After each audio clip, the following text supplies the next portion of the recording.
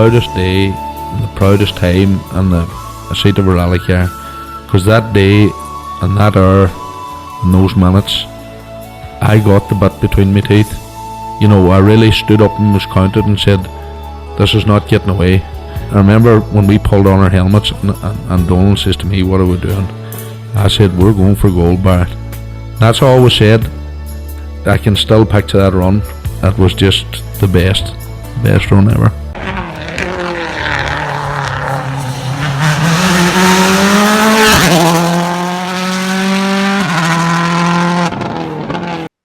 Welcome along to Krunching Gears, the Rally Podcast, Season 3, Episode 27.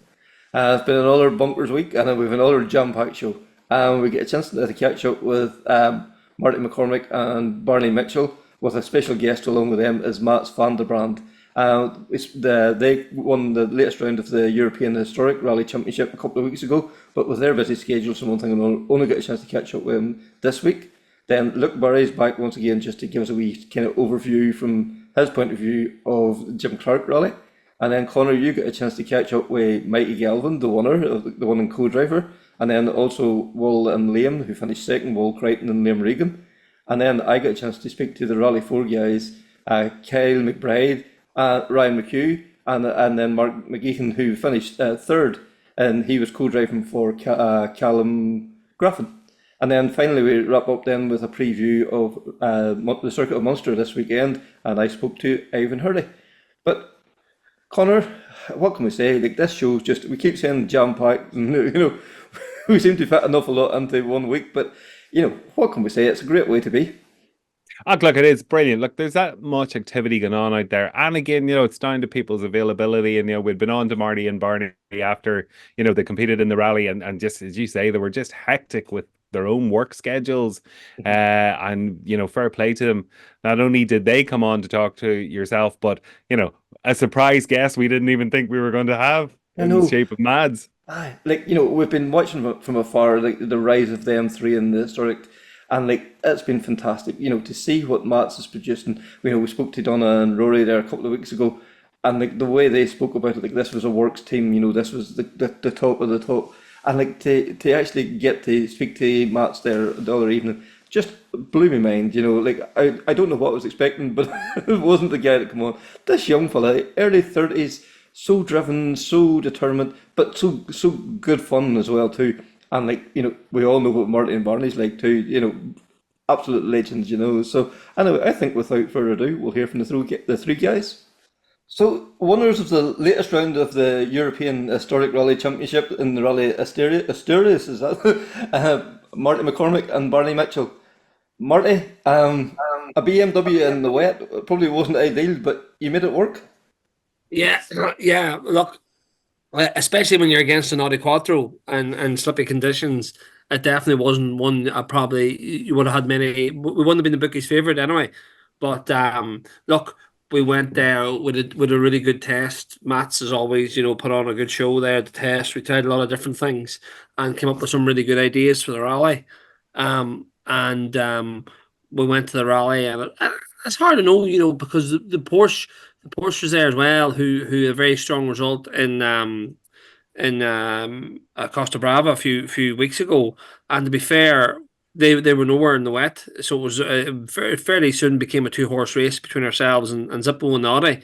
But look here, we were really, you know, when knew we were in there in the mix, we have to put our heads down and put a bit of work into it and managed to come out on top this time. It was real toe to toe, really good battle, and it really shows that, you know, that the strength of the BM, you know, the agility and the grip that you do get in the wet makes up for the 2-wheel drive. Mm-hmm. And like, Mats, we spoke to Donna and Rory a couple of weeks ago, and they says, like, you know, the car they were getting, like, in your team, it was as good as a works team as far as they were concerned. Like, the development that you've put into these cars over the last couple of years has been phenomenal. Like, have you reached a level now that you're happy at, or do you still want to keep developing the car? No, I think to be real honest, we always have to keep pressure on it, or I need to keep pressure on myself to keep developing, because there was all, you can also see when we go to, for example, to friends or to when we were at Costa Brava, that there are more people with either with the M3s or the Porsche. They also not standing still, you know. They also, if you have a good teams, they always try to to be better the next round, and also the drivers are working. And also in Asturias, and even in Costa Brava, the driver level in historic is quite high at the moment. And people like Zippo or even Donna and Rory, they take it really serious. So you need to keep pushing. Like in Costa Brava, we had a small issue with the gearbox with Marty. And obviously we need to fix and make sure it doesn't happen again. But then it's not only for them, but we need to keep it. We need to make it sure it works for all the cars. Like we have plenty of customers now who drive with the BM, and we try to keep developing and even small things like an alternator bracket or this rally. I think we tried eight different springs in the test, and then different shock absorbers in the rear. Then we decided to change the shock absorbers in the rear on Saturday, what helped out quite well. And all those little things, I just try to have the best for the customers so that they are happy every event. And I think like sometimes I can be like to Marty, I can be straightforward. If I'm not happy with something, I can tell it. But if he's not happy with something, they can also tell it to me, And I think together, if you speak with all the customers, you can improve every event, and you should keep improving every event. Yeah, and like Barney, from your point of view, like that open relationship has to work for everybody. Like you say things maybe in the heat of the moment, and they have to be knowing how to take them. It's been constructive. It's been, it's what you need at that moment in time. Absolutely, Kevin. But I think the thing that you talk about, the heat of the moment, there's no heat in the moment when you're confident of the people that's around you. Shall it be in the car or outside the car or anybody involved in it. You put your input into what you think. They will take that on board and we'll all come up with a solution together. Like we started off the week on the Tuesday with a real good test, like because we got mixed conditions, we got wet, we got dry. We tried a wet tire in the dry, we tried a slick in the wet. As Matt said, we tried a lot of springs. We raised a few eyebrows with ourselves, just gaining knowledge. And again, Matt's has the knowledge. He has a van full of stuff, which a lot of people sort of underestimate. If you say, "Can we try this or try that?" the answer is always yes. So we're fit to get more knowledge of the car, and that gives you confidence. So when you go to the rally, you're fit to hit the ground running, and that's a great. It's a great bonus to have that, and I think that's why we sort of go that direction. When you're at them rallies where we have no knowledge of the rally, so we rely on, I suppose, our experience gained, knowing to change something, not be scared to change it, and usually it works out for the best. Because I suppose, Marty, from your testing, sometimes you have to test something that you kind of know it's not going to work, that you might gain something from that will work at a different point. Well, that's it. And I guess you're always, you always, especially when you hit a moment, the heat of a race, you're scared to change things in case it has opposite effect. But I think we definitely see that working with Mats and working with the tests and putting the hours into the car, and as Barney says, with a good test with the mixed conditions. And Mats is always, when you're working with a proactive team as well, it makes an awful difference. You're not coming in to try and whack a couple of boys with a brush shaft to try and get them to put a set of springs in for you. You walk around and say, "I think I might change the springs." Yes, no problem. What do you want? That's what you get. And next thing you know, it's in the car. And they're proactive. They're bought into it as well. The team wants to win. And when you're working with a team like that, the attitude is just fantastic. And as laid back and relaxed as we are, and we are with Mats, and it's a great working relationship. But yeah, if we came in and we're looking at anything done at all, it's done in the service area, which is just fantastic. As Matt says, on the last rally with a few gearbox issues, but they put four times that the gearbox is changed in the cars. Where do you get that? Sometimes you're going to break somebody, but no problem. It's just done every time. So I have to say, when you're working with that team, it makes it very easy and very enjoyable. Yeah, because confidence in them, they have confidence in you, and if there's and that just lifts everybody to a whole different level then. Yeah, 100%, and you stand there, and we come into service, and it's always an open conversation about what we should do, what we shouldn't do, and what we should try, and all them things, and Sometimes it goes my way, sometimes it goes Matt's way, sometimes it goes Barney's way, sometimes it goes no, and everybody is more than open to let it go either direction at any time. There's nobody trying to say that trying to be right all the time, and but between us all, we're normally not far away, and I think that's just it's a brilliant environment to go rallying in, and it's when you're comfortable in the car and you're comfortable with what you're doing, especially in wet conditions. And when Matt can get you a car that you feel confident in when it's so wet and so slippy. Like I watched the clip there a few days ago of ourselves, and it shows us coming like up to the square left. We're coming out of another corner, and you can see I was just coasting the car, and I clicked another gear and hit the throttle again, and you can see how slippy it was. But I'm pushing the car on into the next corner, like when you've got that confidence in a car, and Matt's is a car that's working that well for you, that's where results come from. Yeah, I could think, Matt. These guys need a car that they're happy with and they're comfortable with, and to have that, that they're able to say to you, what can I do to change this, or we feel this would work, and to be able to have that conversation in the service area, in the test, on the test 2 or 3 days beforehand, it makes everybody's job. It makes your job easier. It makes your mechanic's job easier. It's good for everybody. Yeah, it sure is. But like we just say, like we have a quite relation. Yeah, we have a good, not just a relation. You also get a friendship. Everybody's honest to each other, and even like in Costa Brava, I still blame myself a bit. We made a big fuck up with the tire choice at one stage, but then it's nice that like Marty or Barney, they are really like, yeah, okay, it happens. We also make mistakes, and then this for me is really important. That also keeps all the phases to the same. How do you say, to the same line or to the same way? Like how do you say this in English? To Everybody's the going correct. the same way. Yeah, in the same way, in the correct direction. So Yeah. nobody blames each other when there is a mistake, because they know we all do it together. And I also think because they all know, and even with Donna and Rory, they, I can feel they have fully confidence in what we do and what we say. And this, I know this from karting. If you have a driver that has confidence in the people around, the car can be fully shit. But if the people have the confidence that the car is good, even if it's shit, it will make them quicker than when they have no confidence in a quick car. And what I feel really with everybody we're working with, that I think it's really important that it's based on trust, and that they know, okay, if Matt say the car is okay, it's okay, we can go for a win. Of like Marty said, even if the track is slippery as what, he knows the car will react to what he wants, what he knows. And that also makes it easy. It makes it 10 times easier to drive, obviously. What makes good results at the end. And because of that, like Marty and Barney had a mega push in the last 2 stages. But it's also possible because they can trust on the mechanical side and of the grip of the car as well.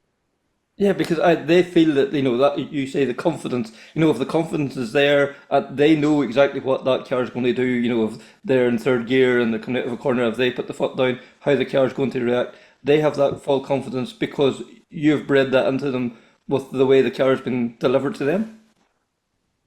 Yeah, that, and also because we did a few rallies now together. We did a few proper tests and everything. When we did a test, okay, I say, look, we try this, and if I say probably it will do this, and then Marty say, okay, yeah, you're right, this will do. I feel like this.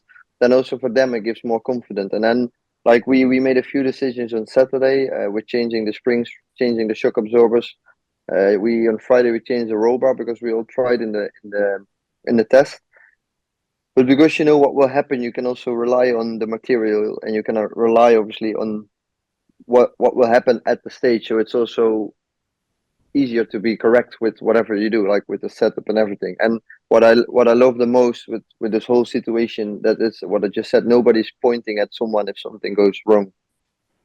And this for me is also really important, to have a good working relationship as well. Mm-hmm. Yeah, like Barney, you've always talked on here, about this whole unit. Everybody works together. If somebody does something that it didn't work out, it's forgot about. It's happened. It's done. Well, we're not going to blame anybody. We have to deal with what's happened and move on. We're not playing with the PlayStation. You can't hit reset. You can't go back. I never got that whole thing about boys crying and yapping about a stage after the stage was over. You look at the time, that's it, put that time down in the paper and you go to the next one. And you can do fuck all about it if you're lying on a hedge. So the big thing is always to get through the stage, and then you can try and improve the next time.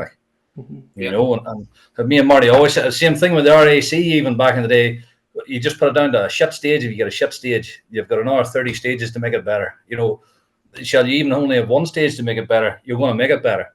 If you go in with the wrong mentality into the next stage and you're huffing and puffing and giving off about what happened, or you're I'm on the wrong tire and I fucking should have this and I should have that, so you're not concentrating on what you're trying to do. You know, a certain percentage is looking out the side one day when you should be looking out the front one day. You know, you're just not doing your job. So I think we've all learned that over the years, that when you're rallying, you're always going to have a ball somewhere along the line or something goes wrong, but you keep your mouth shut and everybody just says, right, how do we sort this, or how do we make it better, or how do we make it up? And to be fair, I think on the first stage we were too confident and we went with a soft slick in the rear, and if it had been a different tarmac, it probably was the right choice, but it was that greasy that you know, we just knew off the line the car was just going to be a bit of a handful. But in fairness to Marty, he did the tits of the thing and was real cute, short, shifted up the hill, and then when he got the front of the car to walk down the hill, like it was bonsai down the hill, you know, and nothing. As Marty says, when you leave the service area, the decision's made. It's what you do with it after that, you know. And thankfully, you know, it made it all work. And but in fairness to Barney, he's a great man beside you psychologically. No matter what, you're going out to 30 degrees heat and 4 wets on you, and they tell you the good side of it.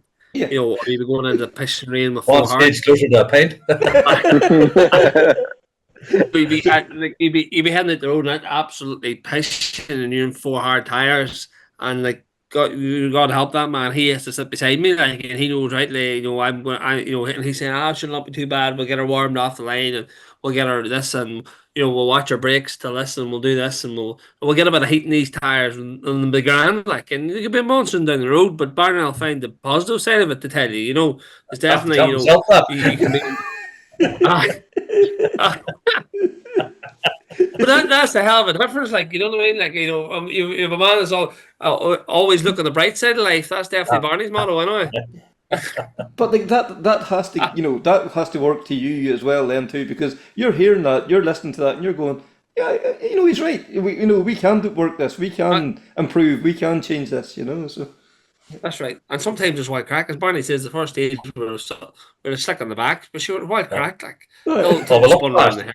Ultimately, but here we're not talking about that, but up to that there, geez, man, I tell you what, I was getting the star, like, you know, I was going to get the wee star in the chest. Fucking general.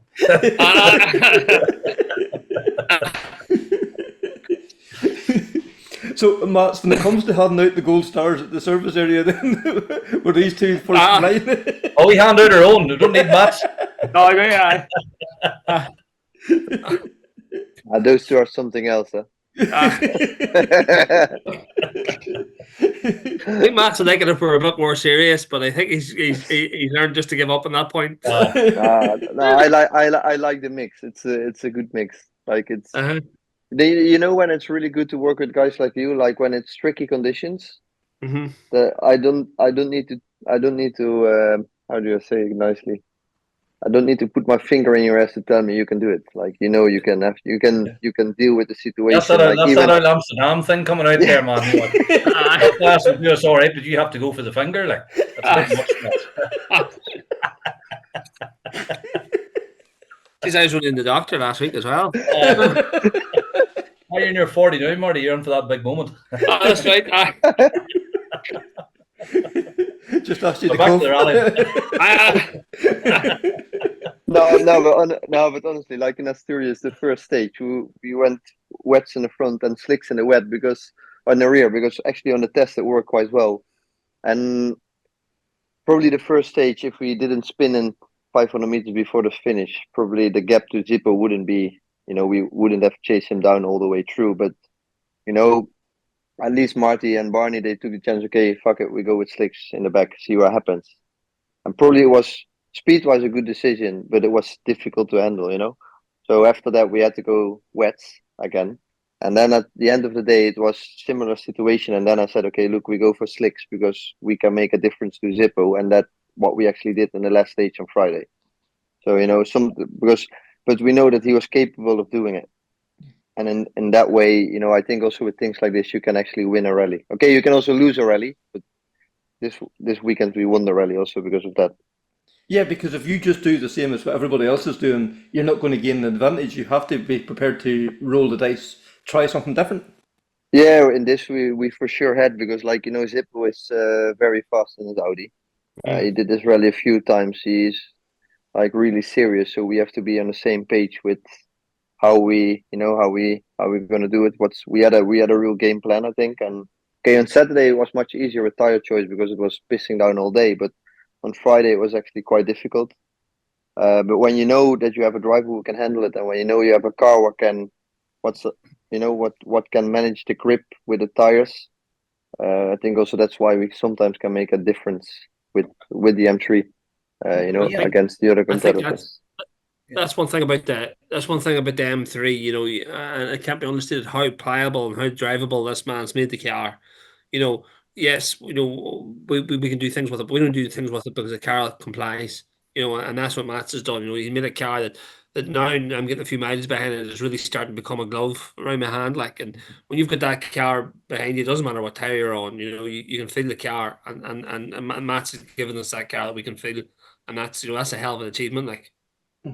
I think Marty has drove a Mark II now for seems like 100 years, but All right.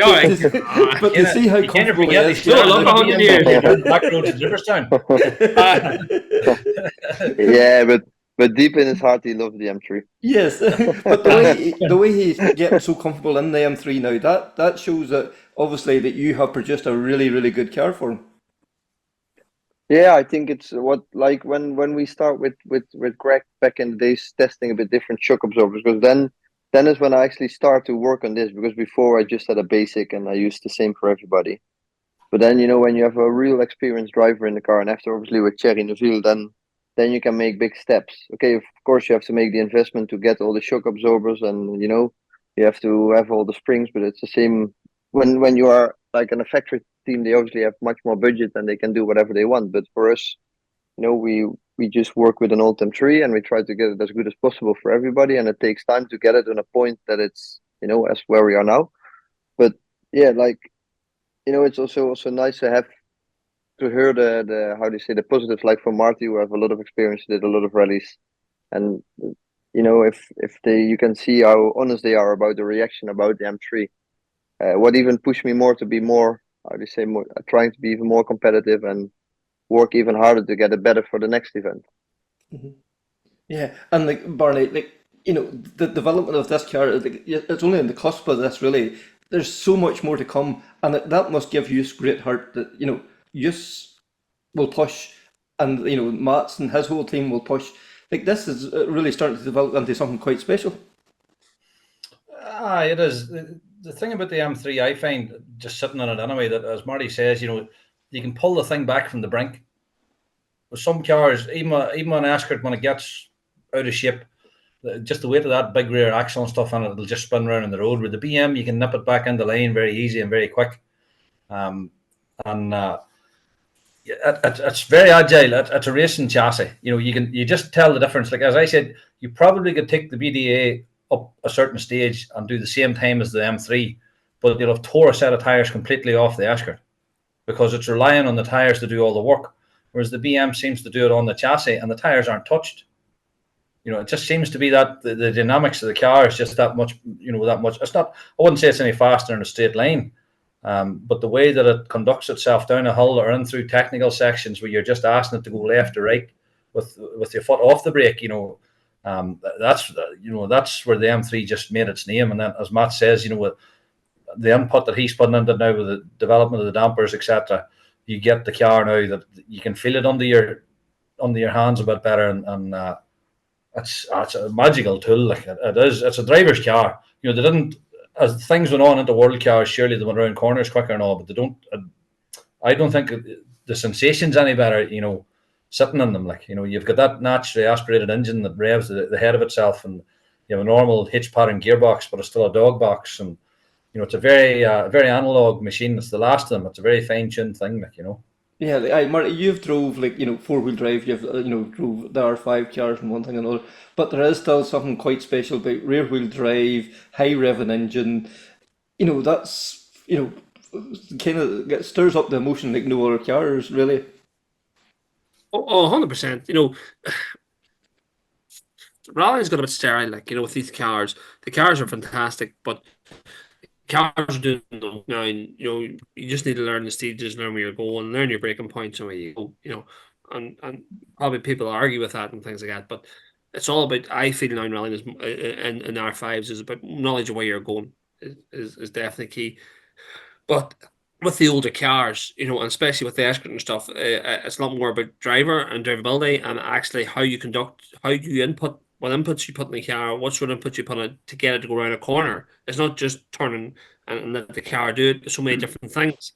And when we started with this a while back now, you know, going to do European events with Greg, I remember like looking up the timesheets at Zippo, like, and I think it was one stage we beat him on once, like, and then cost and that was just like completely wringing the neck off the BD. And I says, "This is anyway, but I guess, you know, we're not going to chase this guy down." And I was then Greg says to me, "You know, maybe we'll have a look at a BM with Mats," and introduced me to Mats, and we had a chat. And I says, "You know, this probably is going to be the way to go." And I had drove Mats's car then back in Austria then a while back. And I said, "No, this is definitely the way to go." Or I actually drove Ernie Graham's car first, actually, before we ordered. And I thought, no, this the chassis in this car and the way it is, and it was miles away from where it is now. And but not just, it wasn't just the car, it was the team, the Mats being behind the car. Because it's okay having a car, like, you know, like, you know, an Escort's development is a BDA, a historic car, apart from where Mills took Solwork's car there last year, you know, and we'll not talk about that because there's not many great areas. You'll not fucking see me for fog.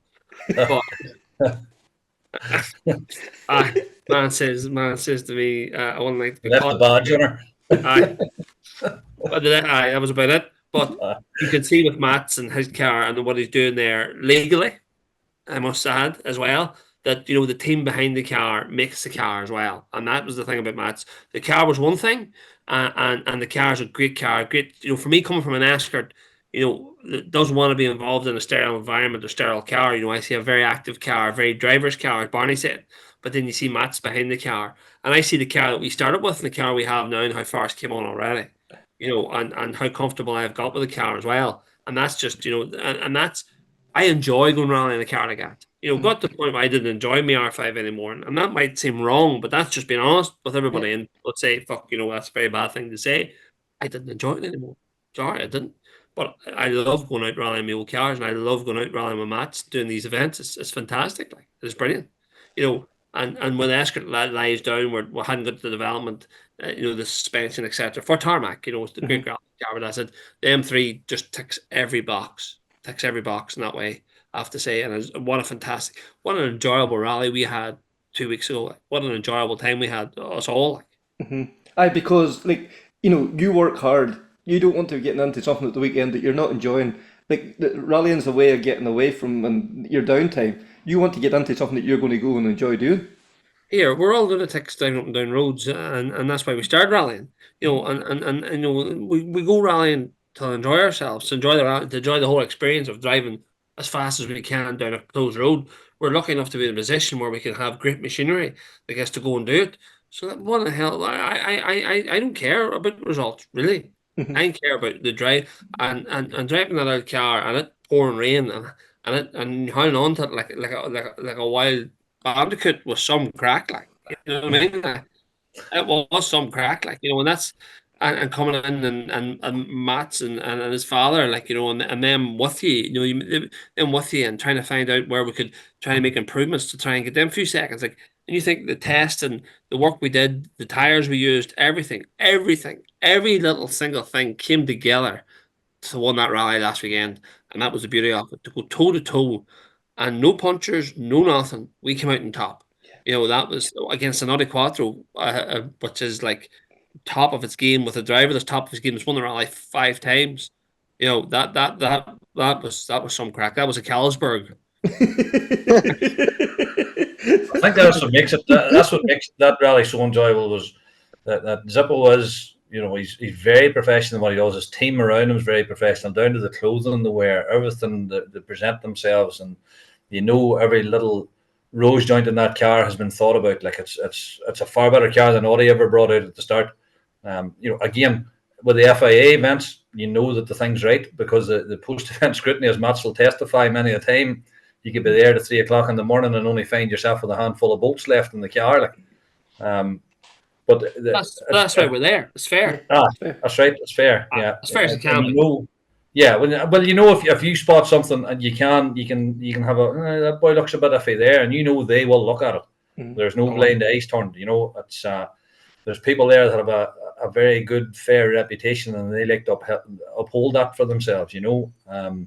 There's no favors or backhanders or anything happening around that, So, but Zippo, as Marty says, he could see even in the wet the 4 big black lines and the medium speed corners where Zippo was hiring around the corners. I know how hard we were going. As I said, it's been, what was it, 2019, Marty's the last time in R5, wasn't it? Well, that's the last time I had to read a full page of notes without looking up, because you didn't have time. That just shows you that just what it took to do the speed we were at, and how the technical the stages were. So it was. As I said, he enjoyed even actually coming second. He was very sporting. He was very sporting. Yeah, he met us at the finish after it and shook our hands and gave everybody a hug and all, and says, "Look, haven't as enjoyed the rally as much in a long time, because we pushed him that hard that he had to drive the thing, probably further and harder than he wanted to, So funny, his co-driver and me both did the same thing. We wanted both of them to slow down."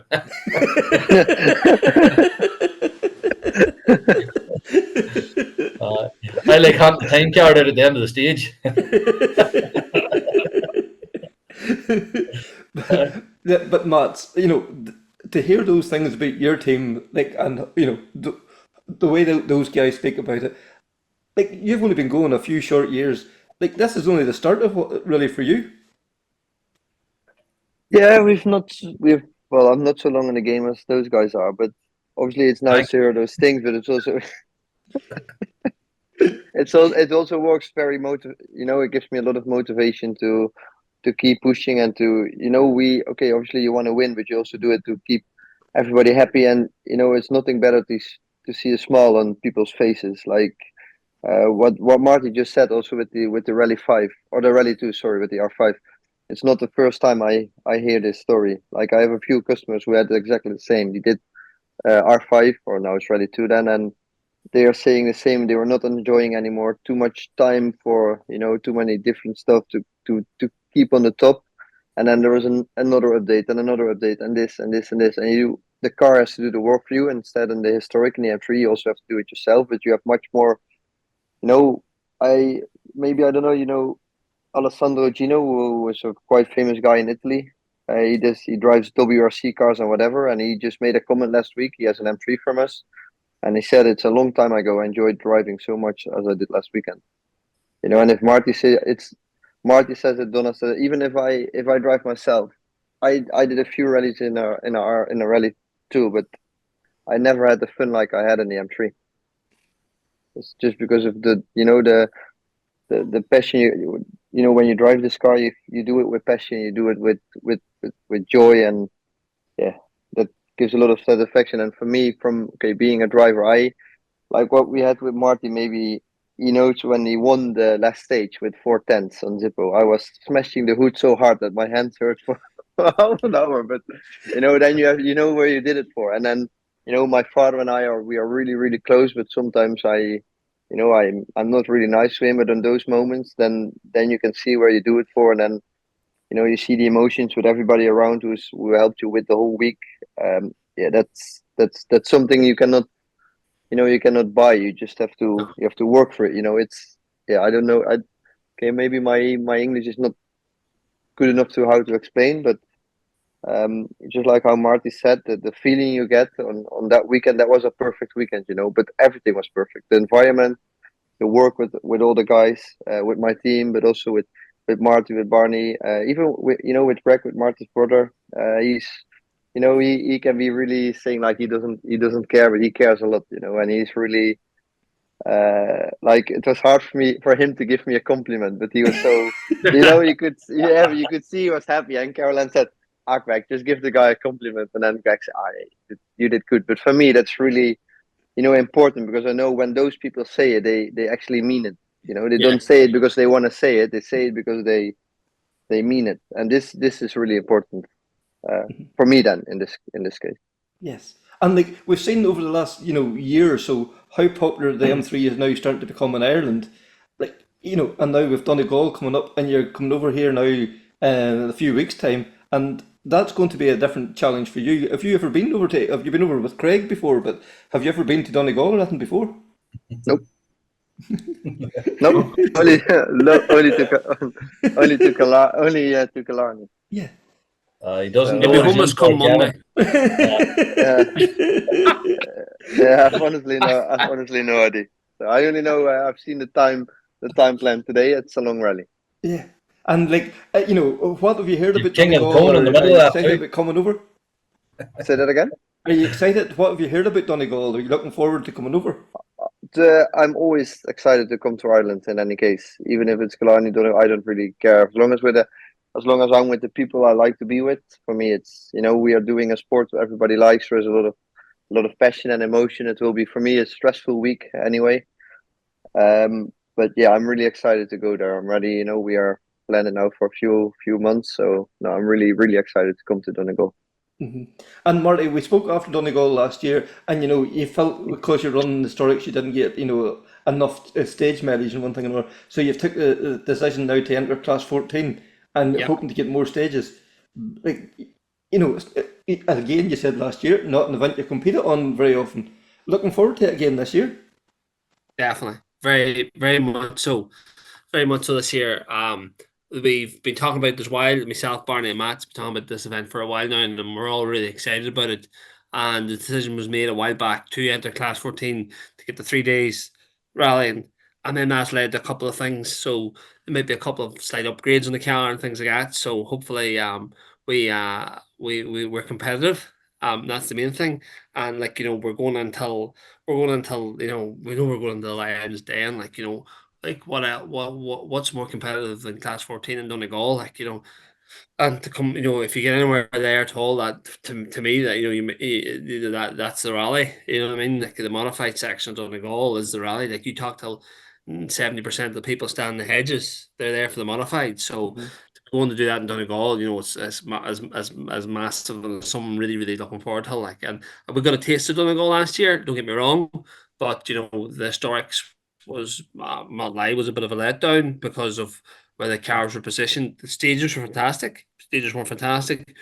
But I think when you're used to doing European events and you see how the historics are handled and how they're treated, and no disrespect, but just I think Ireland in general needs to come forward a bit better with that. I think that will strengthen over time. I think it's coming. I think change is coming. But for us, the decision was made then to do the main event this year. But hopefully we'll be back doing the historics again, where it's hopefully maybe the format's changed a bit. I think Barney, you've long come to Donegal spectating. You know nearly every good junction, every jump, all that. Different from the inside looking out. Yeah, I could take you to any junction in the Donegal Rally without needing the map, but to drive down the stages, I wouldn't know them from one to the next. So, it's just a strange phenomenon. Since we were cubs, I remember on a BMX bike going to the Knockgalla hairpin at 7:30 in the morning. My dad left me off, and there was 14 stages on the Saturday back then, and we got 10 of them. Because we started at the top of the hill and freewheeled the whole way down and going through all the traffic. It was brilliant. But that's nearly a conflict of interest for me. I would like to be in Port Salon Bar on the Saturday, swinging a few pints and having the crack, and then going out to watch Knockgalla, as well as putting a helmet on. But look, we'll take it as it comes. As Marty says, it's the kingpin of Irish Rally in Donegal, and I think this year might, for the likes of us going, we don't have the knowledge that the rest of the boys have.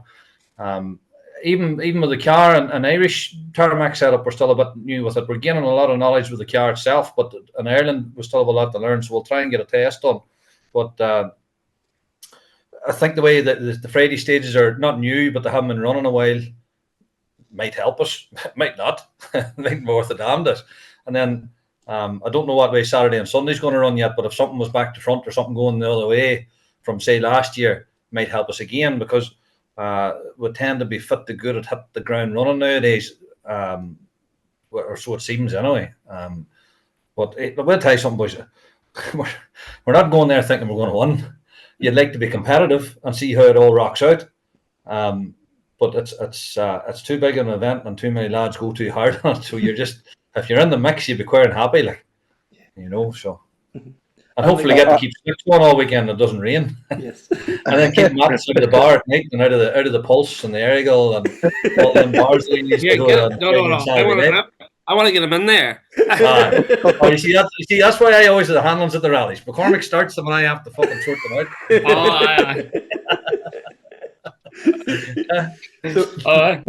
Mats, I think you're going to be guaranteed a good weekend, whether the stages go well or not. Oh yeah, for sure. We do so always, yeah. Well, the rally's only these years. Yeah, and Marty, I suppose final word to you. Like, you talked about, this car is going to be a wee bit special. It's something that will that push you then to try and lift your level a wee bit as well too? That you've got this sort of like the ultimate M3 almost below you. Well, I think I have. I think that's what last weekend proved. We have the ultimate M3. You know what I mean? Like, and I think that like the fact that I do take a while to adapt to a car, and the fact that now the adaptation process is starting to come home for us. You know what I mean? Like, that's really good. And look, as to be coming till Donegal rally in the modified section is something that's just for me is really, really, really exciting. I'm really excited about it. And and I think that Matt's coming here for the first time as well to Donegal, to bring him there. Of course, we're as Barney says, if we're going to be in the mix, there's going to be some buzz about Donegal on Friday anyway, and to be there in the Friday in the mix and hopefully be in the mix of it, with the modified guys. But like, don't get me wrong, we know we're into a big challenge. Like, we're going till we're going to the hard Irish rally, and but I guess anything you get there, you've bloody earned it. So and that's the thing about it. So, but I'm so excited about it. I really am really excited about it. You probably guessed, and I think that once we get Mats, we get him the Donegal bug, he'll be back every year.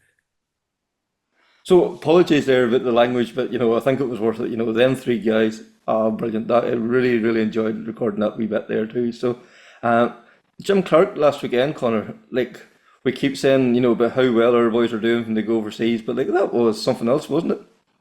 Oh, look, it was great. It was great to follow the rally as well. Like, third round of the BRC, third winner of the BRC, and it's brought Keith and Mikey back into that, that championship fight now. It's amazing. That's for sure. You think they're up to about third place overall now in the title race there, and who's leading the title challenge is our own William Creighton and Liam Regan. Brilliant job, isn't it? Look, amazing, and I wouldn't want to take away from them at all. I don't think they expected to be. I don't think there was any doubts, and certainly M Sport wouldn't have put them forward for the BRC if they didn't think they couldn't do it. But to be this early on, and not even at the halfway point or coming up to the halfway point, like to be leading the championship is beyond what the expectations I think were for the guys. Yeah, that's for sure. And like we've seen after the first couple of rounds that Cronin was not looking great for them. Suddenly, the one that's just put things back on track. The drive for five's back on. Absolutely, it is, and it's a rally that produced a lot of drama. We didn't expect to see Ingram gone and Oisin Price as well. And it's amazing how it turned on its head. Like, very tricky conditions on day one. They had heavy rain, very slippery conditions, and it really did turn the rally on its head. Yeah, so like our guys finished first and second, and then first and second in the Rally 4 category as well. No, first, second, and third actually. Sorry, So yeah, absolutely brilliant. The top two in Rally 4 had some battle as well. There, Kyle McBride took the honours, and Ryan McHugh second. Like, it was 10 or 11 seconds between them. And then young Callum Graffin, he's only 17 years age. Himself and Mark McGeehan took third in the Rally 4 category. Like, brilliant. Oh, listen, fantastic competition. And if you go and have a look at the times that they were trading and setting, and, between spins and offs and minor little slippages, like they really put in a heck of a performance, the three crews. That's for sure. Yeah, it's absolutely brilliant to see. And so I think no point us telling you all about it. We're going to hear from, first of all, local expert, Luke Barry, and then that will roll into, that will go into Mikie Galvin, then that will be followed by William and Liam, and then that will be followed by the Rally 4 guys. That is Kyle McBride, Ryan McHugh, and Mark McGeehan. Look, your event was on last weekend and it's delivered in so many levels. What an event! I like how we've called it my event. I guess at this point, certainly in the context of this podcast, I'm like becoming the little expert of this rally in the Scottish borders, aren't I? But yeah, I always look forward to this one. As we said last week in the preview to it, it's the one that means the most to me of rally. So I think it's a different experience. Like I go there, I had a job to do as always, but I tend to do a bit more sort of jumping into hedges to watch cars go by than I maybe would do with others and stuff. Try and enjoy it, spend time with family and stuff. So yeah, really enjoyed the weekend. Yeah, and the night stages, they just looked, we've seen them in West Cork here in Ireland this year and things, but there's something very special about rally cars at night. It just seems to heighten everything, the experience, the noise, the light, the brake discs glowing. It just seems to bring out all the emotions.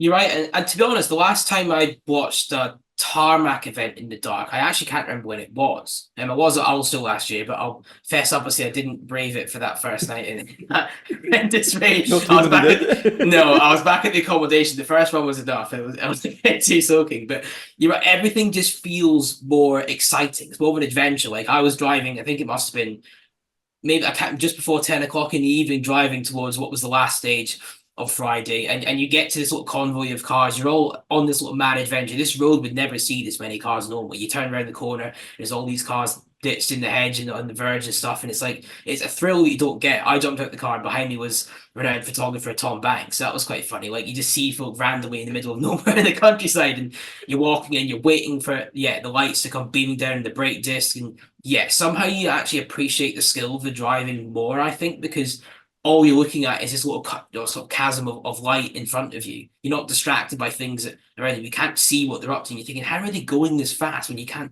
Obviously, they've got great lights in front of the car. You can see stuff. But it's some experience, particularly for the spectating side of things. But for the guys driving as well, I think it does sort of heighten the adrenaline just a little bit more, if that's even possible. Yeah. And then to hear that, the stage end comments, they just love the stages, Langton Water Splash caused its fair share of drama. But all the drivers, right from the first car right throughout the field, the challenges, the stages, the different grip levels, they were testing guys in a completely different way. Yeah, I think the Jim Clark's always been famed for its fairly fast stages, and obviously some of them have different characters to others, but on the whole, they're all fairly quick and rewarded drivers that are brave and committed. But this year, I think it was 2 days lead up to the rally, so the Wednesday, Thursday was particularly bad rain, kind of non-stop. And the surface park I'm sure everyone's seen the pictures, did get into a bit of a state. There's potentially something maybe to learn from that, having a service park in a field maybe wasn't the best idea, and they had to move a fair few cars up to a different site at the last minute. So fair play for getting that sorted on the hop. But I think those stages are difficult enough. Add in the nighttime, add in the weather that was changing, the tire choices they all had to make. I think it was a very, very demanding rally. So anyone that made it to the finish back on the Saturday afternoon was, I think, achieving something special. The guys that obviously did well, Mr. Keith Cronin, Mikie Galvin, and the other class winners and such like, I think they really could be proud of themselves for conquering that one. Yeah, because yes, Chris Ingram was leading the rally, and unfortunately then went out quite early on the Saturday. But this has turned the whole championship on its head now. Keith and Mikie taking the one the weekend. I think it's the result the BRC needed, to be honest. We've had 3 rounds there, 3 different winners, which is always pointing towards a really good championship. But there was this kind of fear that when Chris Ingram announced himself as part of it this year, that it would kind of be his to lose. And to an extent, I think that's probably still true. I think when all things are going well, Chris does have just a little bit more experience, a little bit more, I don't want to say talent, but he's got something there to unlock when it's all going his way. He does have a slight edge over the others. But we did see Keith and Mikie really take it to him on that Friday evening in the dark. That run over Abbey at Bathans was mighty, but it's always a stage Keith's done well at. He said as much to me actually at the finish that ever since the first time he even came here, he was beating Mark Higgins and stuff on that stage. So it's always, for whatever reason, just suited him down to the ground. Even this year when they reversed it, it still turned out to be a good stage for him. But I think now, obviously, the championship picture is different or difficult to follow at points because they've got 2 drop scores and there's an event at the end as a slightly different coefficient, so it's 1.5 times points rather than regular. So it kind of will not really know where everybody's at until maybe round 5 or 6. But you've got Creighton, who leads the championship second 3 times, which is an incredible run of consistency. I think there's a little bit of frustration that he's constantly, as he calls it, becoming the bridesmaid. But it's a really interesting picture. Points wise, guys like Austin Price now look like they're nowhere, 2 non-finishes, but because of those drop scores, if he has some really good runs in, he's still very much in the mix.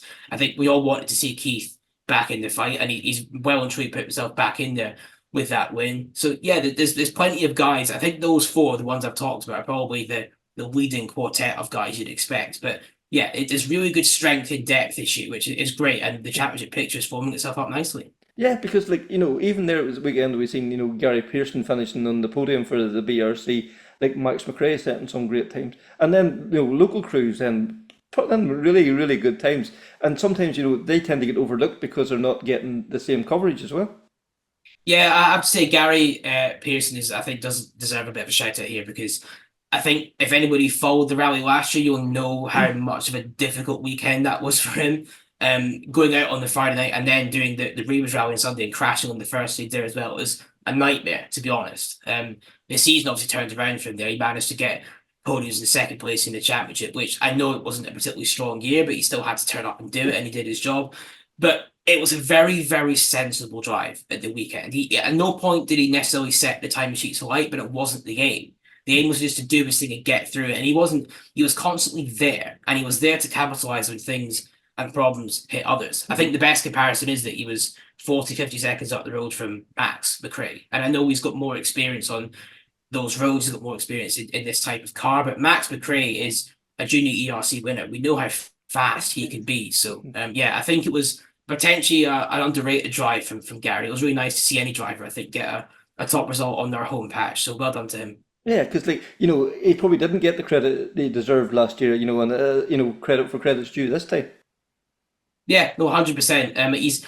I always feel he's in a strange position, actually, because obviously his goal was to eventually one day become British champion. To do that, he's doing the right thing. He's doing the championship. He's doing the rally. He's measuring himself up against the very best. But those guys at the front that we were talking about, they're all just that little bit more experienced. So they're obviously at a slightly higher pace. Their peak pace is a little bit higher than Gary's. But you put Gary in a more national style championship, and I've no doubt he would go away and he'd look incredibly fast against those. So it's a very sort of strange place for a driver like him to be in, because they're actually maybe a lot better than the championship they're in makes them look, if that makes any sense. Because those 4 names we mentioned earlier, those guys can go onto the world stage and they wouldn't be out of place. That's they are just that fraction better than and that's not disrespecting to anybody, but they are sublime talents, that those 4 guys we mentioned earlier.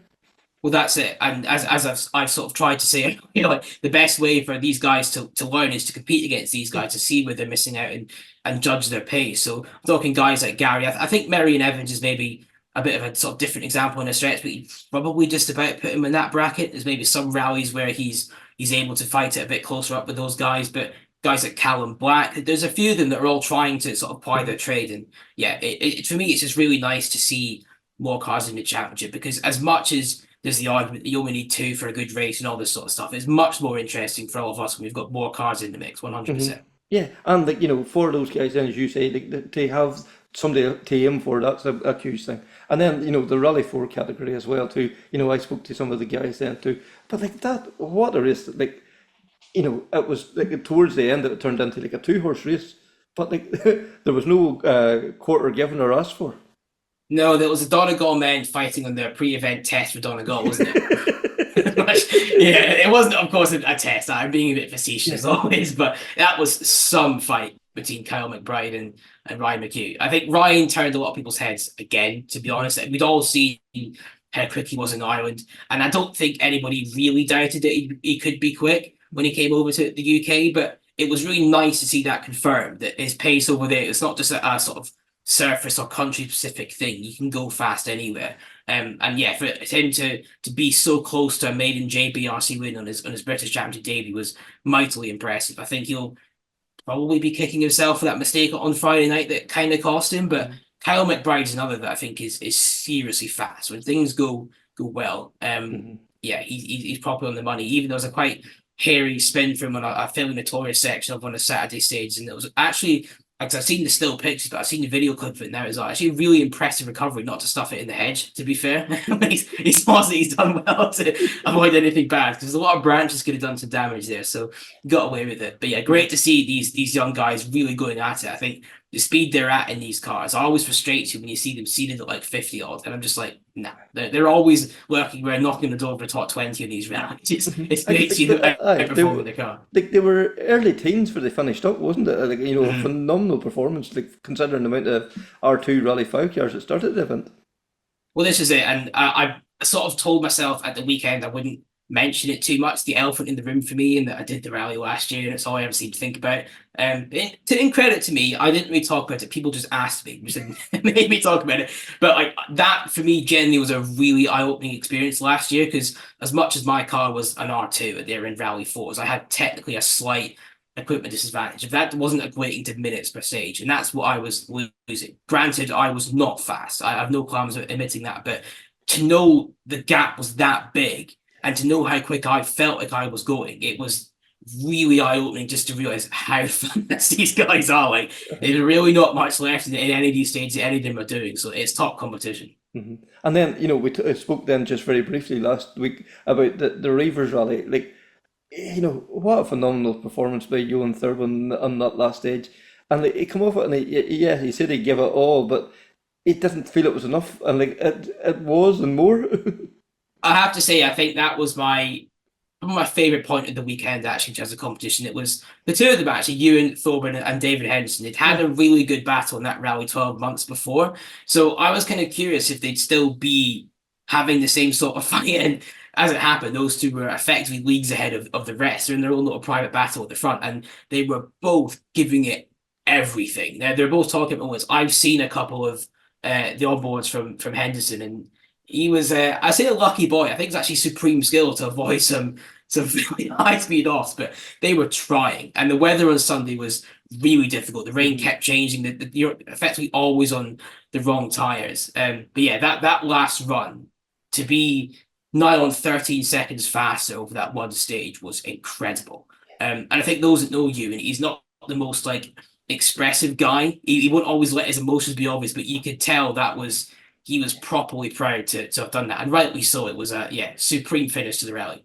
Yeah, because like, you know, at the end, you know, he'd been interviewed and it was like very subdued. Yeah, we give it all, we tried it all, and then when they were told that they had won, you could just see like, there was something lifted from him, wasn't there? You know, so. Well, it must be the best feeling ever. Because you put so much into it, so that in itself being rewarded, but being down and out, he was so frustrated at himself for a mistake on the previous stage. Ironically, they actually both made mistakes. It just he lost a bit more with his than David did. But yeah, to put that all on the line and to come through, it just must. It's the biggest high you can possibly imagine. I have to say, I do feel for David. I think on any other day, that was a rally-winning drive. But he was incredibly sportsmanlike actually throughout. I think he was quite. I remember there was a sort of comment he made that they'd both gone on wets for the afternoon, and he was happy to be on the same tire because that was like the fairest man-to-man sportsman competitions. That was great to see. I think the only slip up really over the weekend was at the finish in Duns. He attempted to land on Norris with the champagne bottle, and it might have cracked in his hand, so didn't go so well. But thankfully for him, there was two sprays, one for the event and one for the championship. So he had a chance to redeem himself there as well. So, Mikey, a win for yourself and Keith on the Jim Clark. That's kind of putting your BRC campaign back on track. What's the thoughts? What's the feelings after the event? Look, we're really happy. It's it was a while coming for a win in the BRC again, especially on a tough one like that. But yeah, as people know, things haven't been going exactly to plan across the water this year. It's like two completely different worlds. What's going on here? Comparison to what's going on over there, we just were having no luck. So yeah, it's nice to get it back and get the confidence back in the whole thing. And but didn't come easy. But yeah, we're happy. It's my second time winning it now, and we've had a couple of good results there. I think Keith's won it at least once or twice before I was ever around as well. So it's a good rally for us. Yeah, we like it.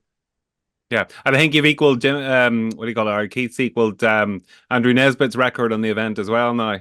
Oh, really? I didn't know that actually. Yeah, that's cool. I think off the top of my head, I think it's 3 wins each on that event. Really? Yeah, 3. Okay, like it's 3. Yeah. he actually didn't know the other day. I asked him, I was like, how many times have you won this rally? He was like, I actually don't know, at least once, but I don't know other than that. Yeah. I could be wrong, but I have that figure in the back of my head there for some reason.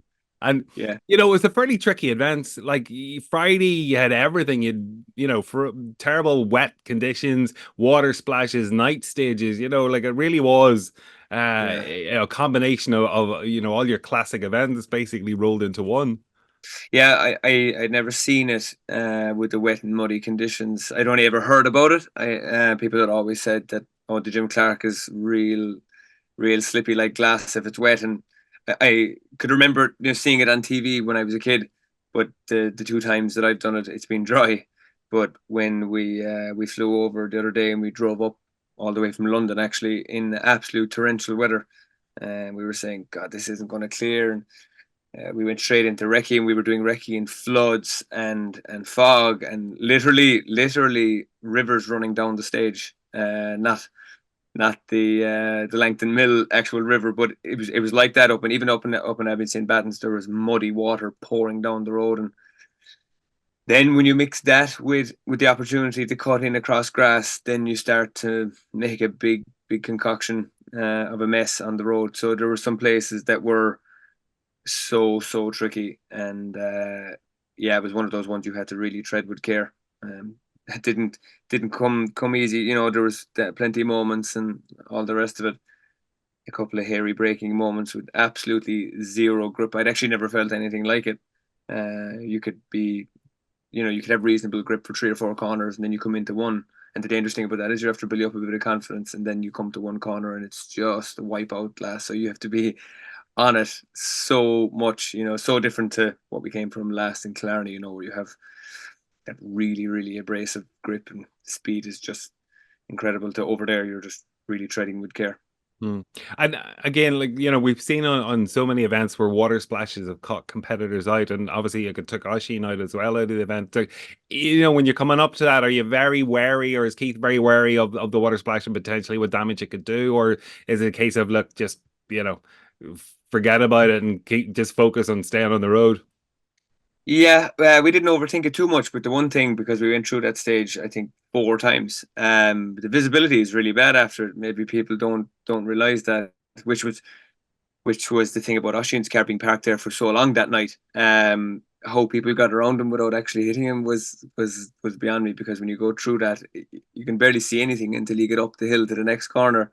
But the next couple of corners after that there, I tell you, was the slippiest I've ever felt, I think, anywhere ever in my however long 12 years rallying. With the next 3 corners and the straight, it was just like driving on actual ice on slicks. Yeah, and I suppose then you've very little confidence maybe in the brakes then as well, because I haven't been through the water splash. Oh, for sure. We took a mirror off in the next chicane. It's only up around the corner. We just couldn't stop and took a mirror off. And I think there was if you went into the ditches around Duns this week, I think you could find a lot of Fiesta mirrors and Polo mirrors and all sorts. Yeah. And stage 5 kind of, was that really the start of the fight back? I think you took 14 seconds off Chris there. That really was a very strong time to have set. Yeah, we didn't expect to do it, to be honest, against the likes of Chris. It's a strong stage for us for sure. We've done a bit of damage in there before, but the conditions were so bad, and it was obviously backwards to what we had done in the last few years. But we knew the second time that we had to put a bit of a push on, but God, it didn't feel like we were going to do that. But it's obviously did the job for us on the Friday night. It was nice to get it. It was a nice confidence booster to show that the speed was there, but it set us up nicely for Saturday. And Saturday, Chris took I think it was an 8.6 second lead getting into Saturday morning. I suppose what was your plan, and did you have to kind of refocus that when Chris went out on the second stage of the morning? Well, the first plan of action in the morning, it was a late start in the morning, was to try and figure out something that was going to give us grip. But it was drier for the most part, but there were still so many wet, muddy conditions out there. But the road was dry. But we were after climbing up the ladder a lot, so we were thinking, if we can do a couple on every stage, maybe, or do, have one more kind of a killer stage again, that would be in a good place. But look, it's a pity for Chris. I think he was carrying a slow puncture for a little bit, because we could see dust in the distance. I remember looking up at one stage and seeing a little bit of dust on a straight, and I was thinking, because the gaps there were, it was 30 seconds, and sometimes it was a minute, sometimes it was 2 minutes, but that was a 30-second start on that stage, and I could see dust. And I was thinking, God, we're hardly getting that close to him. And it wasn't that dusty, but we were obviously gaining on him with a slow puncture. But then he came down into a right-hander and went head on into a tree. I don't think he did any big damage, but whatever happened, he couldn't keep going. It was literally the second last corner of the stage, but it was a pity for him. But it worked in our favour, and we had to manage from there then, which isn't easy. Every rally this year that we've won has been managing a big gap. I don't think there's been any fight to the end. It was all like battle at the start, and then it was like a managing thing. But you still can't back away too much either, because the minute you come back a couple of percent in those cars, you start to drop huge time, just breaking that little bit earlier, and it does accumulate really, really quickly. We were losing 4 and 5 a stage there towards the end, and I don't think he was doing anything that different, but just being that little bit more careful. And you do start to drop time, so you have to be careful, because you could throw it all away. Yeah, beside the fact of actually going off. Yeah, and William wasn't that far away from you, like an over. No, not at all.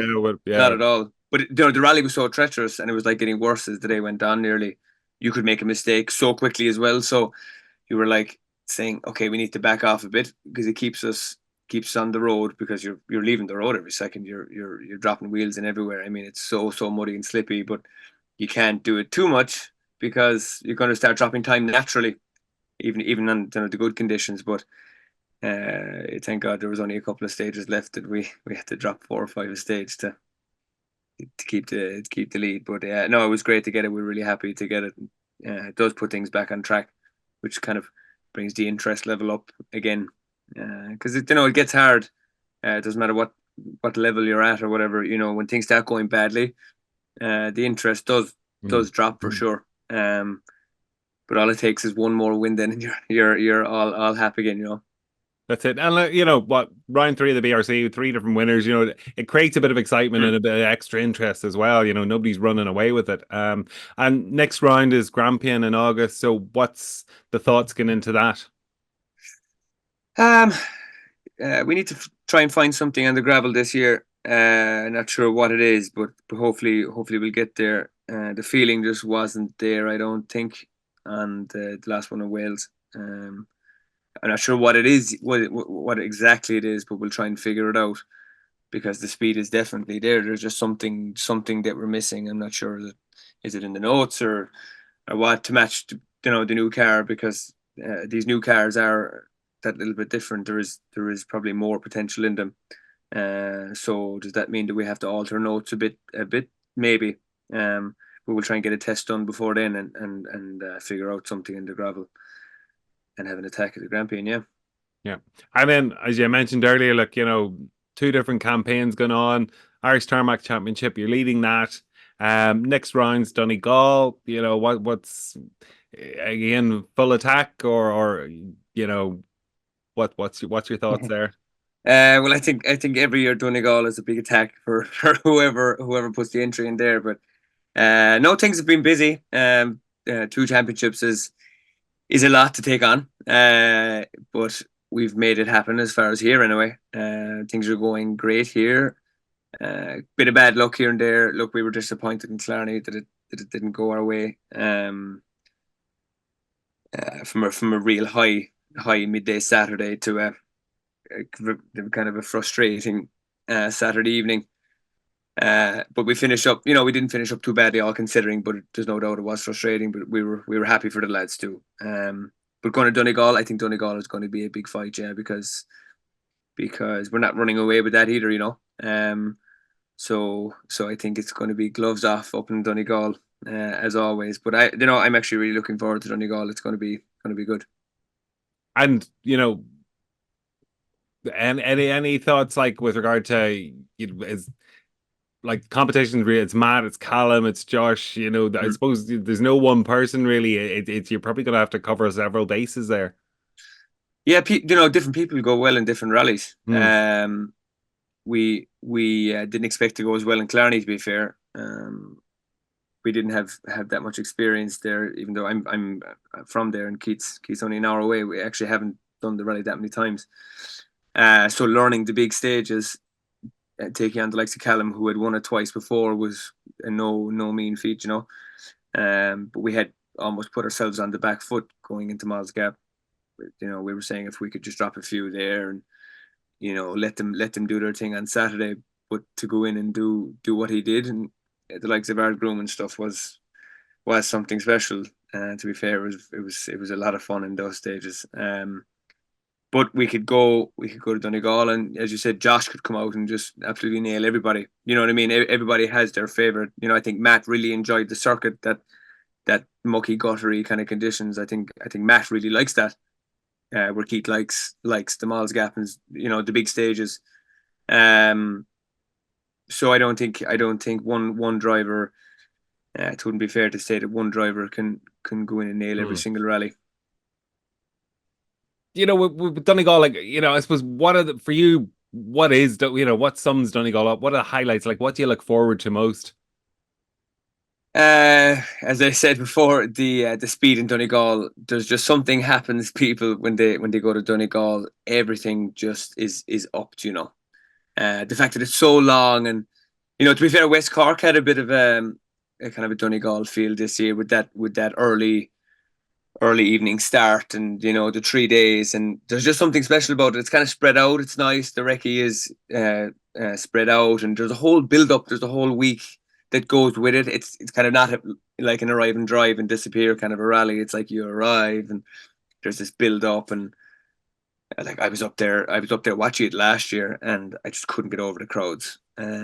Just the traffic and stuff is gone crazy, to the point, to the other side of it. I remember when I started going to Donegal first, like 10, 12 years ago, it was crazy busy around, but God, last year was something. I think they'd be like closed the town or whatever, but there's traffic for like 3 miles outside every road leaving Donegal.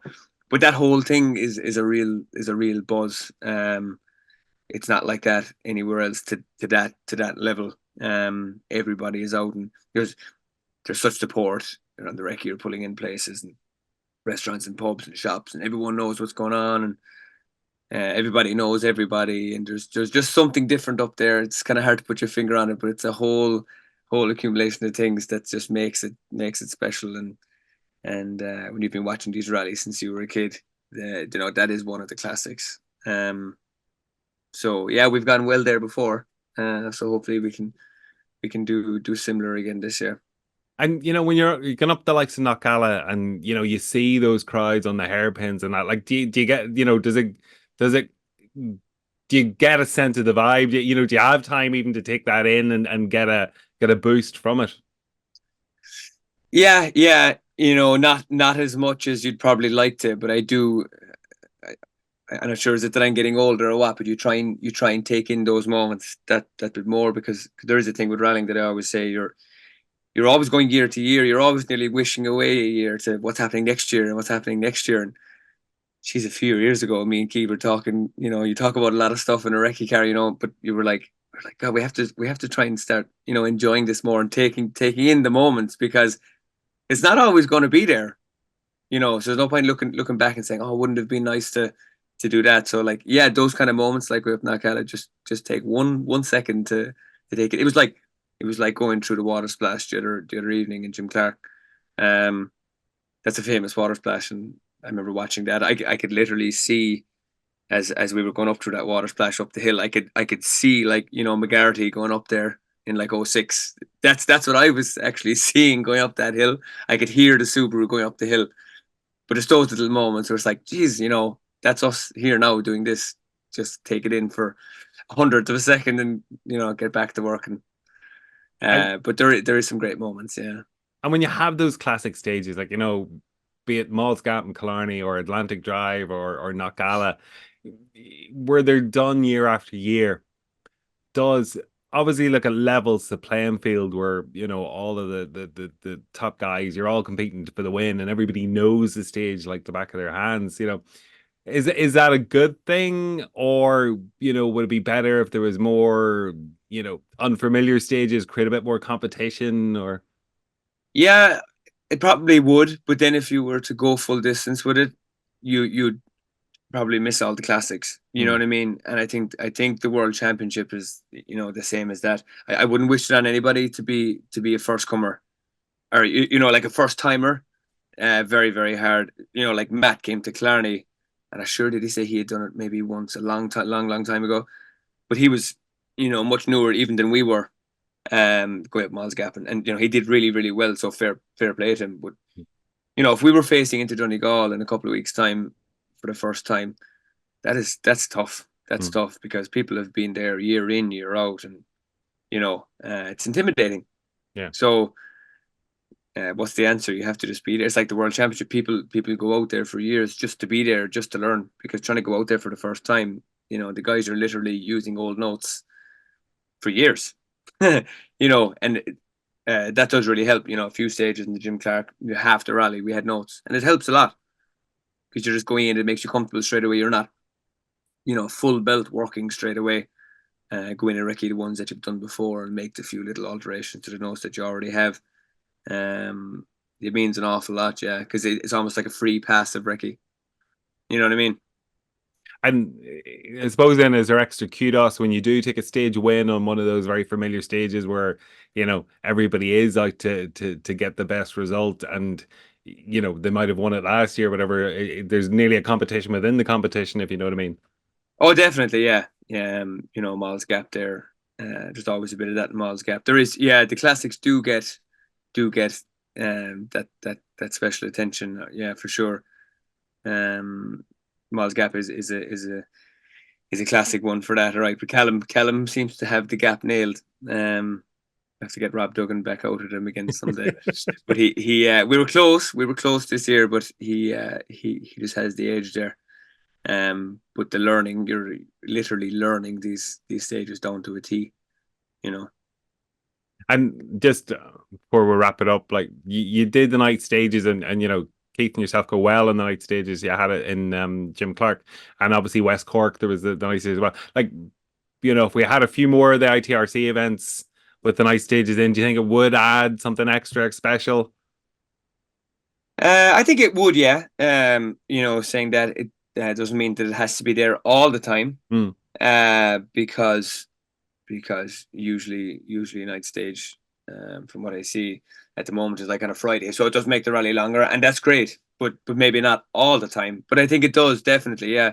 It doesn't suit people, and then it suits others really, really well. But it does create something cool for a rally for sure. But I don't think that it would necessarily have to be there all the time. But yeah, we do seem to go well on them, regardless of the conditions. But I think it's just down to notes and stuff like that. But night stages can be rally wrecking for other people then as well. But it's all a part of it, I guess. Liam, William, thanks for joining us. That doesn't look like Moira to me in the background, so I presume you're not at home. No, the weather's not like Moira either. Yeah, we're in Sardinia. Obviously had Jim Clark last weekend, and busy period straight from there to Sardinia now. So yeah, looking forward to it. We're out here now and starting pre-event test tomorrow, and then straight into the recce. And just, I suppose, jumping back to Jim Clark to chat about that. Liam, tough enough conditions to the recce. Like I saw posts up on the Thursday beforehand, like heavy, thick fog. You know, made recce, and I'm sure in doing your pace notes quite tricky. Yeah, it was really bad fog. We're actually seeing nearly every rally we've went to this year, there's been fog. It's following us, but yeah, it was really bad. Stage 2 and 5 particularly. We tried to wait to get the fog to lift, but the forecast was it was going to be there all day. So yeah, really difficult conditions to make our notes in, and you know, it really focused you in what was going on and trying to pick out a few markers, because obviously that stage we knew was going to be in the dark as well. And it transpired there was an hour delay going into the stage, so it was properly in the dark. So yeah, tricky, but it's not something new to us. You know, we're sort of rehearsed now and dealing with those conditions. And, William, into the Friday proper, fog had lifted, that was great, but fairly wet, fairly tricky conditions, hard to get grip. Yeah, I think even in the dry in those stages, it's difficult to get grip. But generally the rally is just a low grip surface, not much abrasion in the tar like we have at home. But it was also difficult trying to get a tire choice. There was a lot of heavy rain and it was quite isolated, and then it did start to rain a little bit before the start of the rally. So it was very difficult to know what to go for. And yeah, you're trying to pick something that would have covered all three stages, but in reality it was hard to get to get the right choice for all three. But we did a pretty good job. Okay, it was probably slightly wetter than we were expecting, and in hindsight, if we took the wet tire, it might have worked a little bit better. And I think Keith would have said the same thing after the first loop. And then in the second loop, we did take the wet tire, and that late into the night, it wasn't really going to dry, and that worked a lot better, and give us a lot more confidence. And then had the lamp pod on as well. So some classic stages in the dark, and when you have a bit more grip, it was very enjoyable. And William, it's probably a while since you've done a proper nighttime stage, is it? Yeah, particularly on tar stages like that. So yeah, like I said, it was a lot of fun. Whenever you have the lamp pod on, it really focuses you in on just what you can see in front of you. And yeah, it was good. It was good. We had a clean run through obviously Bathans on the second pass. Okay, Keith took a lot of time out of everybody, but we were quite close to Ingram. And like I said, it was good fun and tricky stage, to be honest. We didn't want to make a mistake on the first day, and at the same time you don't want to let the guys get too big a jump, which it transpired that they sort of did. But we got through clean. It's easy in hindsight to look back and say, we could have went faster here or there, but if you were sitting in the ditch like a couple of boys, you wouldn't have been so happy. And Liam, the images of the pictures, that water splash, like it looked fairly deep and fairly, treacherous. Like, did you have reservations coming up to that one? Yeah, absolutely. We did. And we still do. We're still talking about it because, unfortunately, Oshin had a problem in the water splash, and we were very lucky not to hit him, to be honest. The first thing we seen was the red sticker on his bumper. So we were lucky not to have a problem there. The crew did all they could to try and make it safe, but it wasn't ideal, to be honest. In the lead up to the rally with the rain, we knew the ford was going to be quite deep. So there's only so much you can do when the conditions are like that. So yeah, we were delighted that for the 4 times we had to go through it, that we got out of it just about okay. So yeah, it's tricky. It's a real famous corner, and there's a lot of spectators there. So it is quite iconic. It's just another complication for us to have to work around with. Yeah, and I suppose maybe a few inches deeper as well because of the heavy rain. Yeah, well, that's it. We knew the water level was high, so we just had to bear that in mind. We had some experience, funny enough, from Sardinia last year of deep water splashes and crossings. So Lucas, our engineer from last year, we talked with him about how to cope with that. I think we carried that through into this year too. So yeah, that's again, it's not new, but it's still something that we'll have to watch out for. And William, like, is there, how long does it take you to get confidence back, say, even in the breaks, after going through something like that? It's tricky because it's in an awkward place. It's just before basically a hairpin left. So usually on the water splashes, you want to come down into them, brake, and then accelerate through them to pitch the car or get it to squat and lift the front of the car up. There you couldn't really do that because you're on the brakes the whole way to get round the next corner. And then after that, it's a bit of a climb up the hill and another slippy right-hander. So to be honest, just trying to be as neat and tidy through there is probably the best way to approach it. If you try to gain something, you're probably going to make a mess of it or cause yourself issues. And then, yeah, the next couple of corners, it's quite near the finish. It's quite a short stage, but the next couple of corners are really shiny, and with everything wet, you have no heat then in the tires, and it's quite tricky to the finish line, to be honest. And then into Saturday morning, what was the plan? Saturday, the stages were, again, all the same, just low grip, maybe even more so than Abbey St. Bathans, and quite short stages. So I guess the position we were in, it was just trying to maintain that. We weren't going to go out and take huge chunks of time to try and claw that back. That wasn't going to happen. And even from looking how the rally panned out last year with Adrian there, the times on the second day were all really close between everyone. So it was to really just try and, I suppose, get a better feeling in the car, because whenever it's so low grip and quite unpredictable. It's hard to get confidence, but I think throughout Saturday we did build that and changed some things in the car and worked on our tire choice, and we did get a really good feeling come the end of the rally, and we set some good stage times. So it's positive to be in that position. All the guys, or Keith and a couple of other guys that were fighting for the win, had done 3 out of the 4 stages that we were over on Saturday. So for us to go there for our first time and set some good times, that was positive. And Liam, second stage Saturday morning, Chris Ingram went out. Does that a bit of a wake up call? Does it make you, does it give you a bit of a shock to the system? God, anything can happen here. Well, it's never nice to see one of your competitors, your close competitors, off or blocking the road. We had to stop and you had to move out of our way. So, look, we don't need wake up calls like that. You have to be alert every stage. When you're up against Keith Cronin and Chris Ingram and Oisin and everyone else in Marion, you just need to be on it every stage. So it was really unfortunate to see him off. He was doing a really good job. But that's part of the game. If you're going to go at that level, obviously you have to stay on the road. So yeah, disappointing to see him off the road. William, second loop, you started to close the gap a little bit there to Keith. So temptation would have been to sit back and just make sure you got a solid second, but you didn't do that. You did want to close the gap.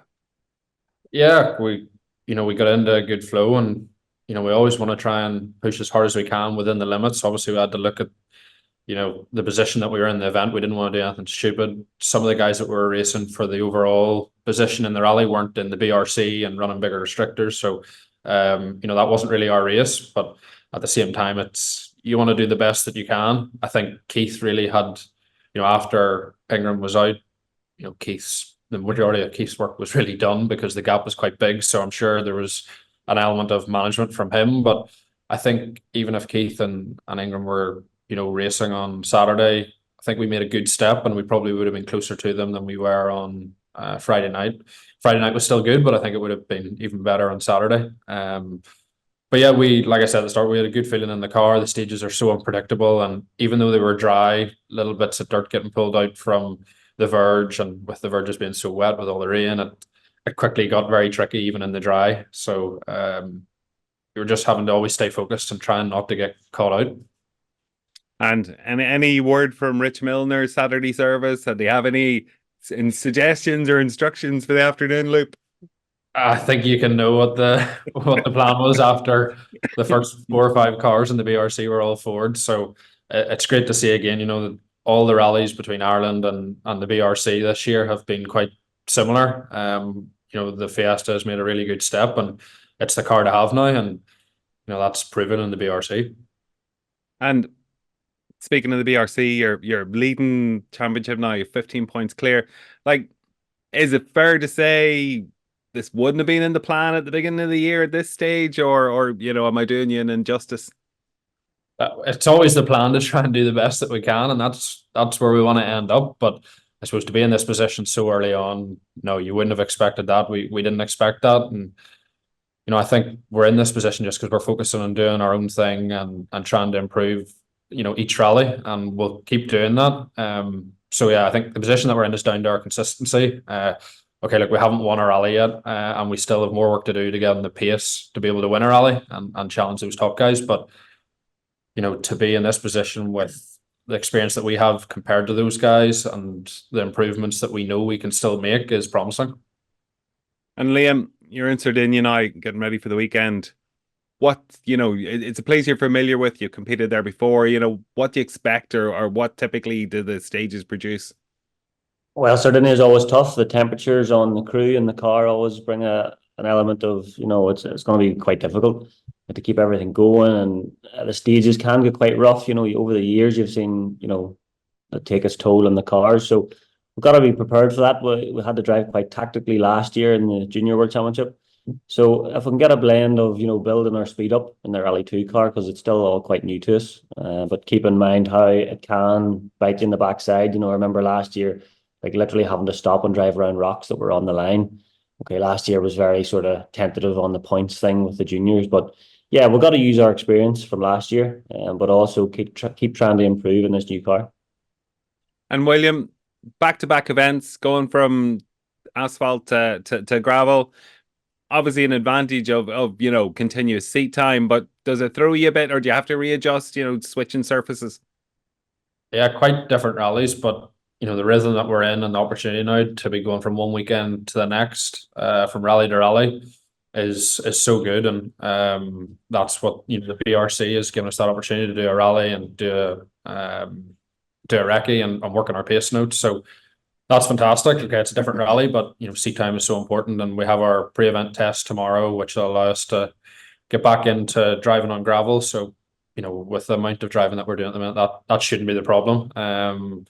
So yeah, no, it's all good. Looking forward to the test tomorrow. Like Liam said, it's a rally that we've done before. It's in a different area, but we've done some of the stages.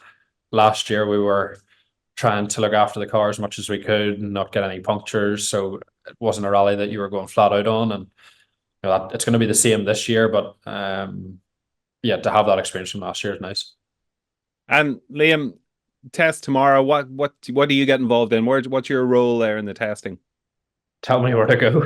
I've been trying to do that for 10 years. My road would just be to get to the finish line a couple of seconds before he does in the note. But no, it's all quite well structured with M Sport. We all know what we're doing. We know what time we'll have to be there, ready to run at.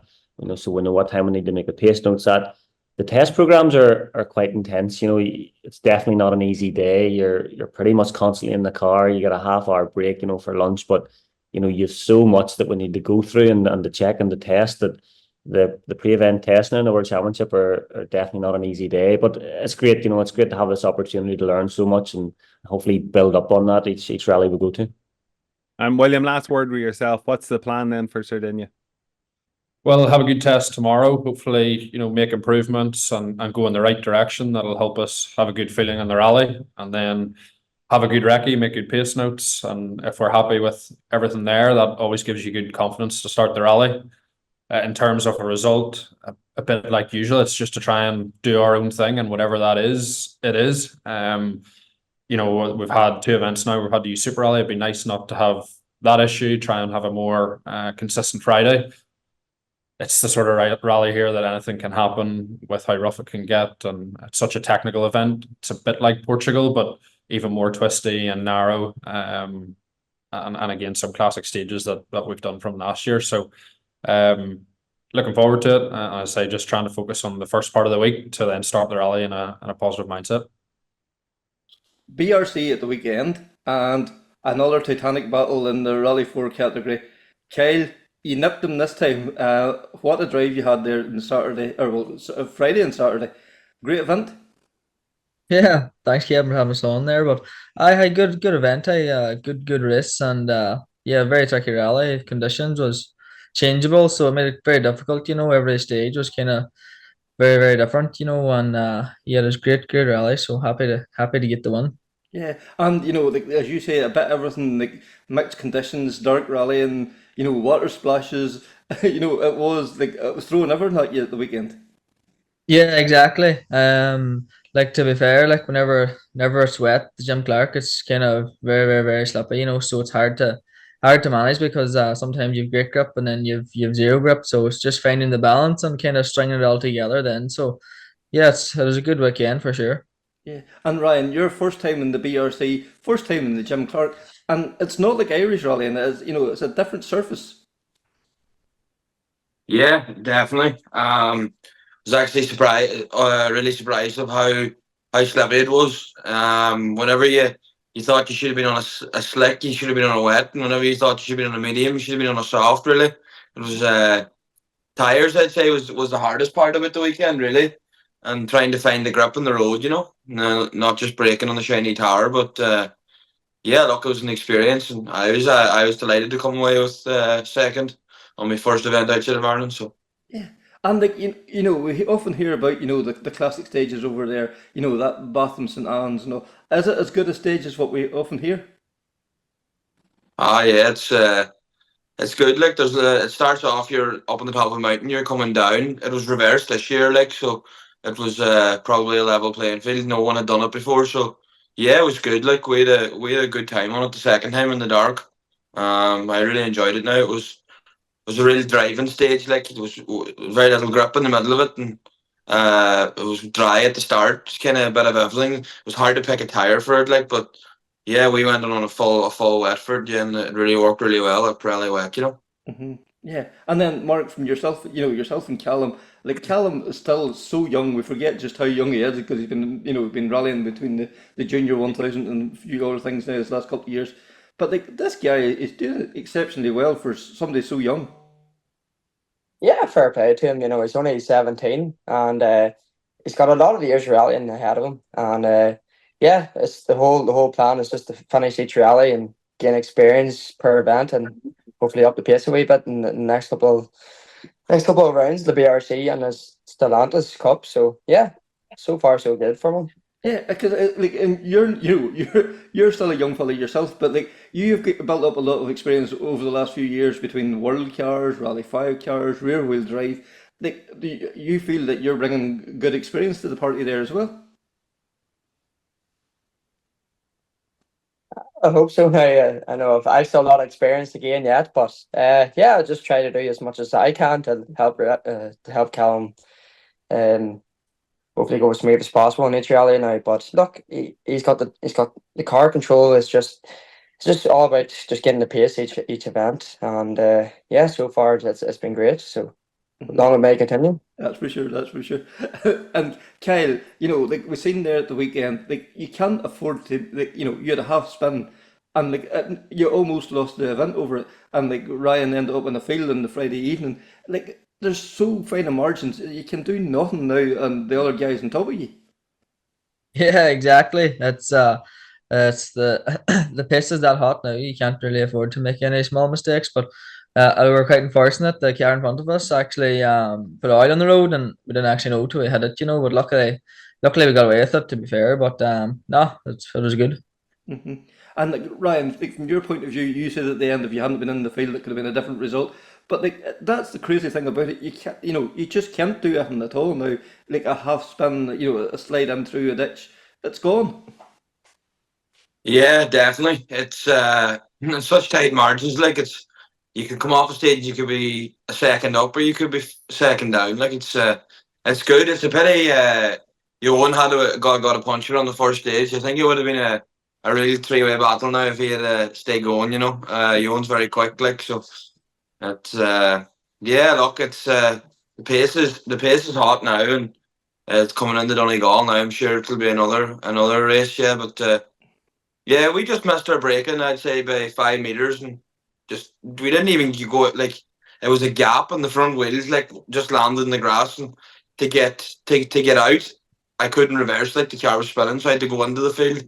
I think we lost about 25 seconds or something, but yeah, like it doesn't matter what happens, like it's still to come out on top of that battle, like.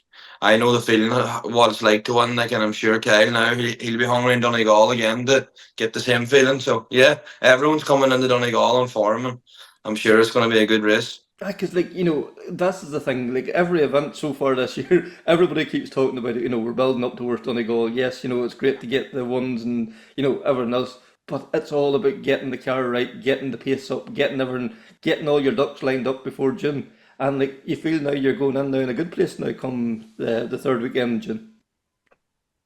Yeah, look, there's no excuses from my side anyway. I have enough rallying done to be right at the sharp end, and let's just hope everything stays going. And I suppose that we just have a try and piece together a clean rally. Like everybody doesn't need to forget Donegal's 3 days. It's not one on the Friday or Saturday. It's Sunday evening back in Letterkenny. That's the winner. So it's a long rally, like, and anything can happen from Friday to Sunday. That's for sure. And like Kyle, for your point of view as well, getting the international down into home turf, like it's a huge thing for the show, and like I believe the people down there are absolutely buzzing to get it back again. Yeah, exactly. It's good. It's good to get a local event. I never ever did a local event before, so quite looking forward to it. And yes, it's good to have a bit of home support too. A lot of people's asking me about it, and asking am I doing it, and people that's not into rallying whatsoever is all looking forward to it. But yeah, I think it's going to be really really good. Yeah, because that's the thing, whenever a rallies comes to a local community, there's people who know nothing about rally, and all of a sudden, have read about it in the local paper, or they've seen something, or heard something, and all of a sudden they want to know what it is. They want to get involved. They want to go and look. Yeah, kind of brings a new audience, to be fair. Whenever they know somebody local's doing it, and it just everybody wants to go out and watch it, and kind of they be very interested in it, and they want to find out more about the sport. But yeah, it's good, to be fair. hmm And like Mark, you've been this year. You've been a few different seats, and like yourself and Callum, you've had great results in the BRC and all that. But hopefully, a change in machinery for yourself in Donegal then. Yeah, well, I've been a 2.5 Ascot with Daniel Breslin, so looking forward to getting at that now. I've been Donegal the last 2 years in the Mark II, but now it's a step up to 2.5, so be interesting to see how we go. But the main thing is we get to the end on Sunday. That's the main goal, so we'll see what happens. Because yourself and Daniel done the Tour de France there, a couple of weeks ago, and like he had a great run. Like for a guy that's only out, sporadically throughout the year, like if whenever he gets out, he has good pace. Oh, he definitely has good talent behind the wheel now. It's just seat time at the end of the day, and fairness, he's busy at work, so it's nothing you can do about it. But no, look, he's definitely a good steer, and as I said, hopefully just get to the finish in Donegal. But it'll be interesting to see where we're placing the modifies, and yeah, I think definitely looking forward to it now. And like I suppose before we go any further, like the Stellantis Cup, like you've seen that now from the inside, like it's a fantastic initiative there, by Raymond Moore, and to see, and like for somebody like Callum coming up through the sport, it's a great stepping stone. It's a great place to go and compare yourself with the likes of Kyle and these guys that have maybe a couple more years experience. Oh, it's a fantastic what Raymond Moore's done about R&R. It's great to see one make championship back in Ireland and the UK. I think it's a great platform for young drivers like Callum and Kyle to progress further to Europe as well. The prize, it's unbelievable for any young competitor. So it's, yeah, fair play to Raymond for bringing it back. And yeah, I know Kyle, he'd be up there, but hopefully going for the overall championship. So yeah, hopefully it goes well now. Yeah. Kyle, like I spoke to you at the tail end of last year and you were in two minds, whether you would do it or, where you're going to be going now this year. But like so far so good. Yeah, it's been a tricky start to the year, to be fair. We had a few bothers, few issues with the car kind of for a few events there, but yeah, happy to kind of get a clean run and the Jim Clark there and no hassle and everything worked well, But yeah, hopefully now it's back on song and everything's good. And because like whenever you change the car, it's not there's always going to be the wee doubts. There's going to be the getting used to the and it just takes a two or three events just to get everything just the way you want it, really. Yeah, exactly. It's just takes a bit of time to get everything since the start of the year. Obviously, we changed the car, then we're on different tires and a new navigator, so a lot of getting used to be fair. But no, whenever we can get it right, it's good. But yeah, it's good. Yeah, and like Ryan, from your point of view, you didn't go down the route of the Stellantis Cup, but like you're getting great support there from Pirelli and the M Sport as well too. Like, do you see like yourself continuing now in the BRC as well? Yeah, that's the plan. Maybe try and see out the BRC. Need to kind of see what way Donegal goes for us and see what the story will be in the Tarmac Championship. We have a 35-point lead in it, so if we had a good run in Donegal, it might see out the championship. But yeah, look, it'll not be simple either to get over the line with that. But the Irish Forestry and the Cambrian is on the same weekend. So yeah, I'm not sure what I'm doing yet, but yeah, hopefully we'll be seeing out the BRC and seeing where that takes us for next year. Yeah, sorry, excuse me. The one of the rounds of the BRC this year is Rally Caradigan, a round of the ERC as well. It would be nice just to see where the pace is compared to the European guys as well. Yeah, definitely. I know them guys are on a Hankook, so yeah, I don't know if I'm going to go on to Hankook or just use Pirelli for that rally, but yeah, look, it'll be interesting to see. I'm sure Johan will be there, so I'd say his pace will be the pace to match that weekend, to be honest. But yeah, look, it'll be nice to know going over there if you're fit to race him, you know, you might be fit to race these European guys. So it'll be interesting to see. Yeah, and because like the Kyle, like get the opportunity to benchmark yourself against, you know, some of the cream of young European talent, and like we've seen it, you know, and you know, with the likes of Wool and you know Josh and these guys, our guys is as good as anybody, and like we should have nothing to fear really.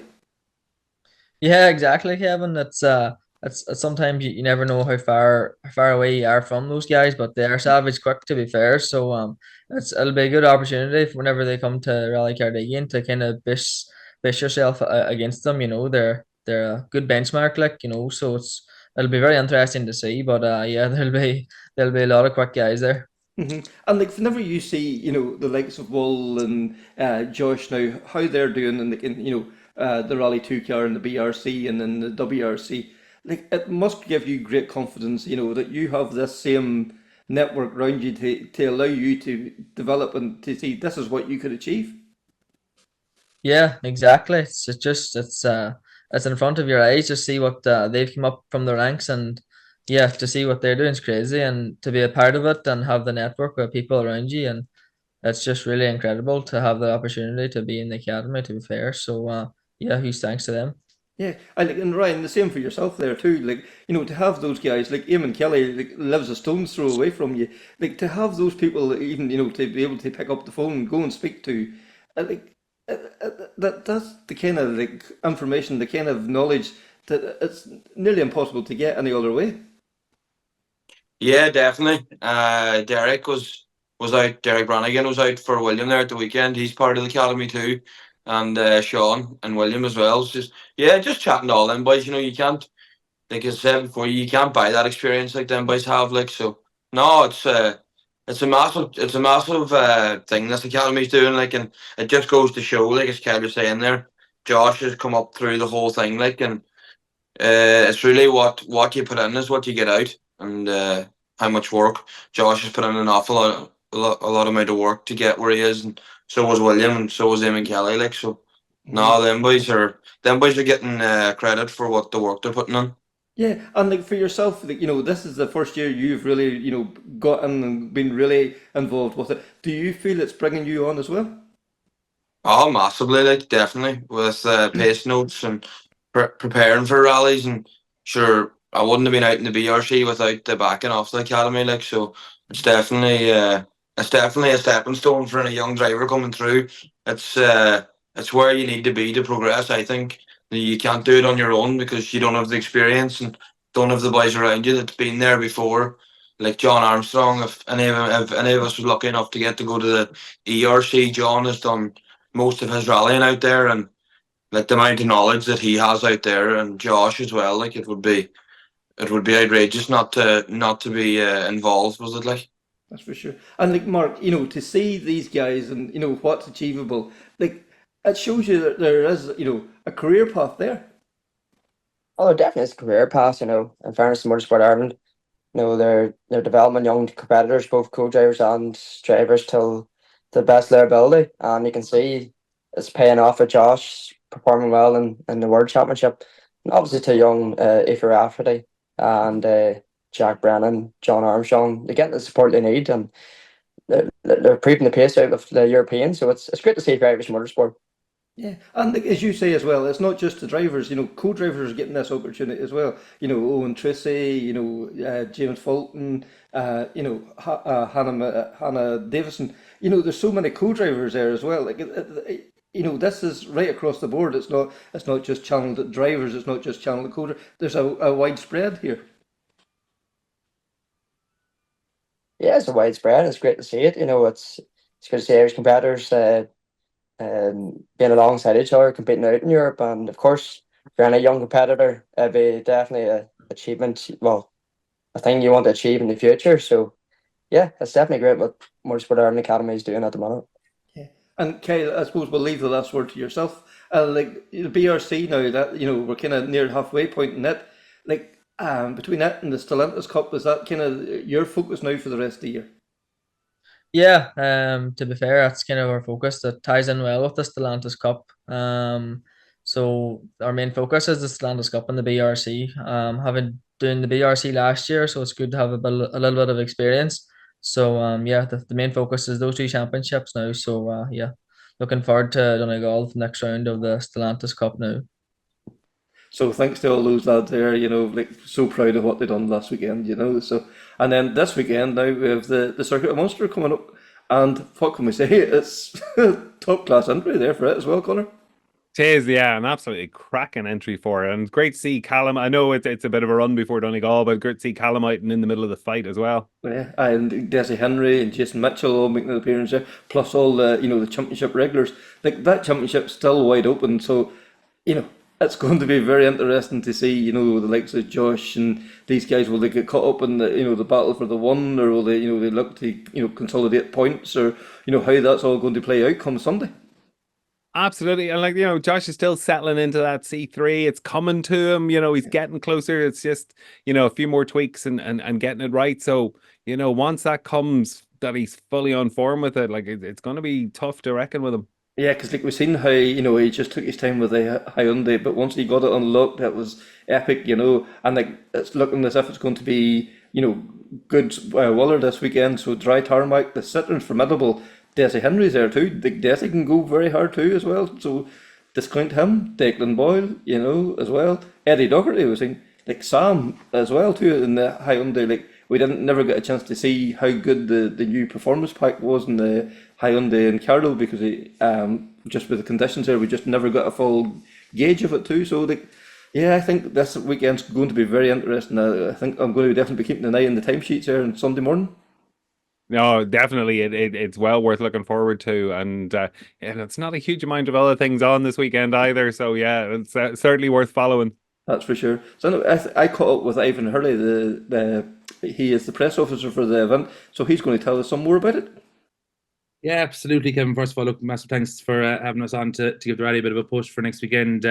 Yeah, look, the Circuit of Munster is back. It's great for Limerick Motor Club, for Limerick people, and obviously, we chat about it soon, but moving obviously into the city has been a huge boost for everybody. I think, look, off the back of everything with the World Rally Championship bid and all that, like there's so much talk about rallying in the local media and everything in Limerick, so to kind of bring it into pretty much the heart of the city and Ballysimon and into Lions Motor Group there is it's fantastic, and it's great for everyone that side of the county as well, that you're in the city kind of environment for it. So yeah, the buzz is good, the entry list is in, the safety plans are done, everything else. So yeah, look, very much looking forward to next Sunday and getting out on the stages. Yeah, like you mentioned, like the WRC, and like it's gone now for next year, but we can but hope that maybe 2026 will tell a different story. But like, there was one man who was like a big driving force behind trying to make that happen, and he's involved with yourselves, Kieran Ambrose. Like, what a man for one man. Absolutely. I just said to you there before we started this that I've never seen somebody so doing for the love of the sport, and I think any rally person in the whole country knows Kieran Ambrose, whether you're competitor or marshal, anything along those lines. Everybody knows Kieran and the work he does, and the hard work he does. But I mean, the last couple of weeks I've seen him firsthand out on the stage. Anytime you ring him, he's in the Jeep, he's doing something. So no, in fairness to Kieran, he's putting in savage effort. He's a fantastic route, really short road mileage, and great stage mileage in there as well for a national round. So no, hats off to Kieran Ambrose. Anyway, he's not a man to take credit, so I'll definitely give it to him here. In fairness to him, he's a top worker, and takes on so many jobs himself in around the rally. But he's a great leader, and I think everyone falls into place when he's in charge. That's for sure. And then not only a great man, but also you have a great sponsor on board, and by the Lions, that they have got full square behind this event. They're giving so much of their business to yourselves for the weekend.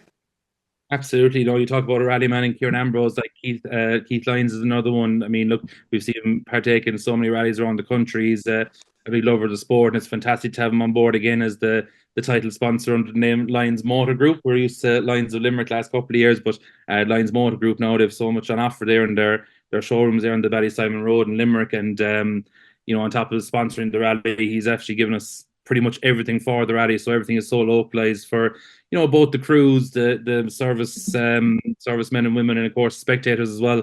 Very handy to have everything in together. So as you mentioned, into the city and on the Ballysimon Road, just off the motorway off the M7, and you have everything there from your rally office for paper scrutiny and everything else. You've got your mechanical scrutiny in the yard there as well. You'll have your trailer parked for me.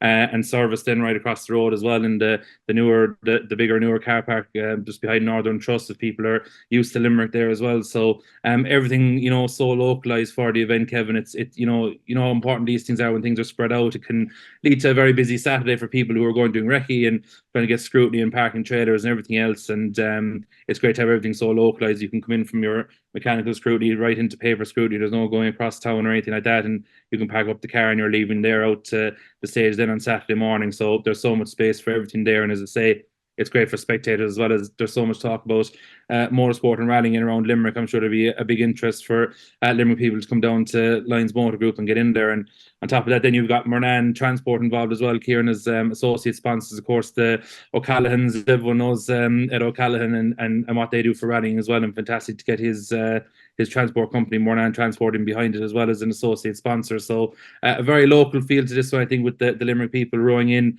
both doing the rally and, of course, sponsoring it as well. Yeah, and like with the motorway networks now, Limerick is just so accessible from anywhere in the country, really, isn't it now? Yeah, absolutely. And, you know, I think a lot of people were mentioning at the time of the World Rally bit as well that Limerick was absolutely ideal. I mean, you know, if you have people, you know, coming by road, obviously, to say you have the motorway network right up as far as, you know, from Tuam down to Limerick City Centre, from Dublin right down, or even further afield from like Dundalk right down as well. And, you know, Cork isn't too far from it either, you know, so you've got fantastic road network around there, you know. Look at events like the Ryder Cup and golf coming to Limerick. It just goes to show that you know, this place is able to hold big events. But even for the Circle of Munster, it's just so accessible for people to get down. They can probably leave it late enough, maybe even Saturday morning, for coming down, that, you know, travel isn't too much of an issue for getting down to Limerick. So no, it's great. In fairness, the infrastructure in Limerick is fantastic, and like that, Lions have so much space out there. It's a city that's probably maybe sprawled a small bit out from what it used to be maybe 20 years ago, and there's so much more to the city because of that motorway network. Yeah.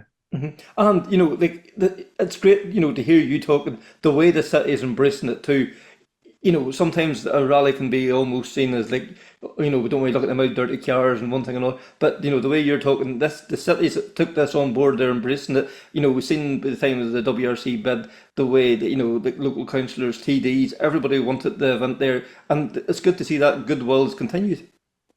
Yeah, absolutely. And look, as I say, I think obviously relations with local media is so important, and you know that Kevin above in Donegal, it's the same ball game, you know. And it's amazing that after obviously the World Rally bid, everyone was obviously left disappointed when we told them that, you know, Limerick Motor Club were running an event in the heart of the city. All the local media have got behind it, and you know, so many previews been done over the last week and this week, like that with yourself as well. It's great, and everyone, you know, does weigh in behind it, and the local residents and everything on the stages, or you know, everyone go out doing PR has been welcomed, and you know, it's great. And you know, it's funny the amount of people who do mention the World Rally Championship bid now when you do go to doors is great, and oh, it's a pity that isn't coming. That would have been great for Limerick and everything else. So yeah, it's definitely, like, I think that bid really has been good for Limerick and for Limerick Motor Club, getting the, you know, the word out there. The rallying is here, and hopefully a few new faces might be seen on the ditches as well on Sunday. Excellent, excellent. And then, you know, you talk about getting out on the ditches. You know, give us a kind of an overview of the event, what time kicks off Sunday morning, and, you know, roughly where the stages is. Yeah, absolutely. So I suppose if anyone's familiar with Limerick, it would be known as the coast road to Listowel would be kind of the rough base from it. So anywhere kind of from Foynes right into Limerick City is where the stages are kind of running between Askeaton, Pallaskenry area. The first stage known as Cartown, which is quite apt of a name of a stage. That's 6 kilometers, Kevin. So that one really will wait to cruise up, I think, before they head into Bushy Island for stage 2. That's just about 13 kilometers. And then Ballintradida is the last one with about 18 kilometers. So very technical stages, tough stages, some wide sections. Speed is quick on some of them as well. So some fantastic viewing for the spectators who are out there on Sunday. Of course, the 3 stages run 3 times. The format of the national championship is great because you can go out and might get your spot for the day, or you might move around between stages or get back into service. There's a long day's rallying there. So I suppose the opening service of the day starts at around 9:20. Kevin, if anyone wants to get in there to see a few tyres being fitted or whatever else. And then we're out for stage 1 at around 10 o'clock. That's down to Cartown. Then about 10 for stage 2, and then around 10 to 11 for stage 3. They're back into service then at around about 10 to 12 for their half an hour, and then back out again. Similar times, 1:20 and 1:50. They're back into Lions Motor Group at 2:50 for the final service, and back out for the last 3 to battle for the win, 4 o'clock, 4:20 and 4:50. And they'll be back then for a ceremonial finish back in Lions Motor Group at around about 10 to 6. So, like these national rounds are fantastic. I think I really enjoy them when I go spectating them myself. I think, the 9 stages, the 3 different services, you've got so much time to do everything. And, rally people, they like getting into service and they like seeing stages. So, you have a full day's rallying. It's obviously tough on crews, which is great. They're being really tested throughout the 9 stages as well. But to have, the full day on Sunday dedicated to the rally right up from morning till evening is fantastic. And very much looking forward to seeing who can come out and top in Limerick on Sunday. Yeah, and then with the bank holiday next Monday as well, people will have that wee bit of time, maybe to enjoy, the sights and sounds of Limerick on Sunday evening, or make their way up the road or whatever.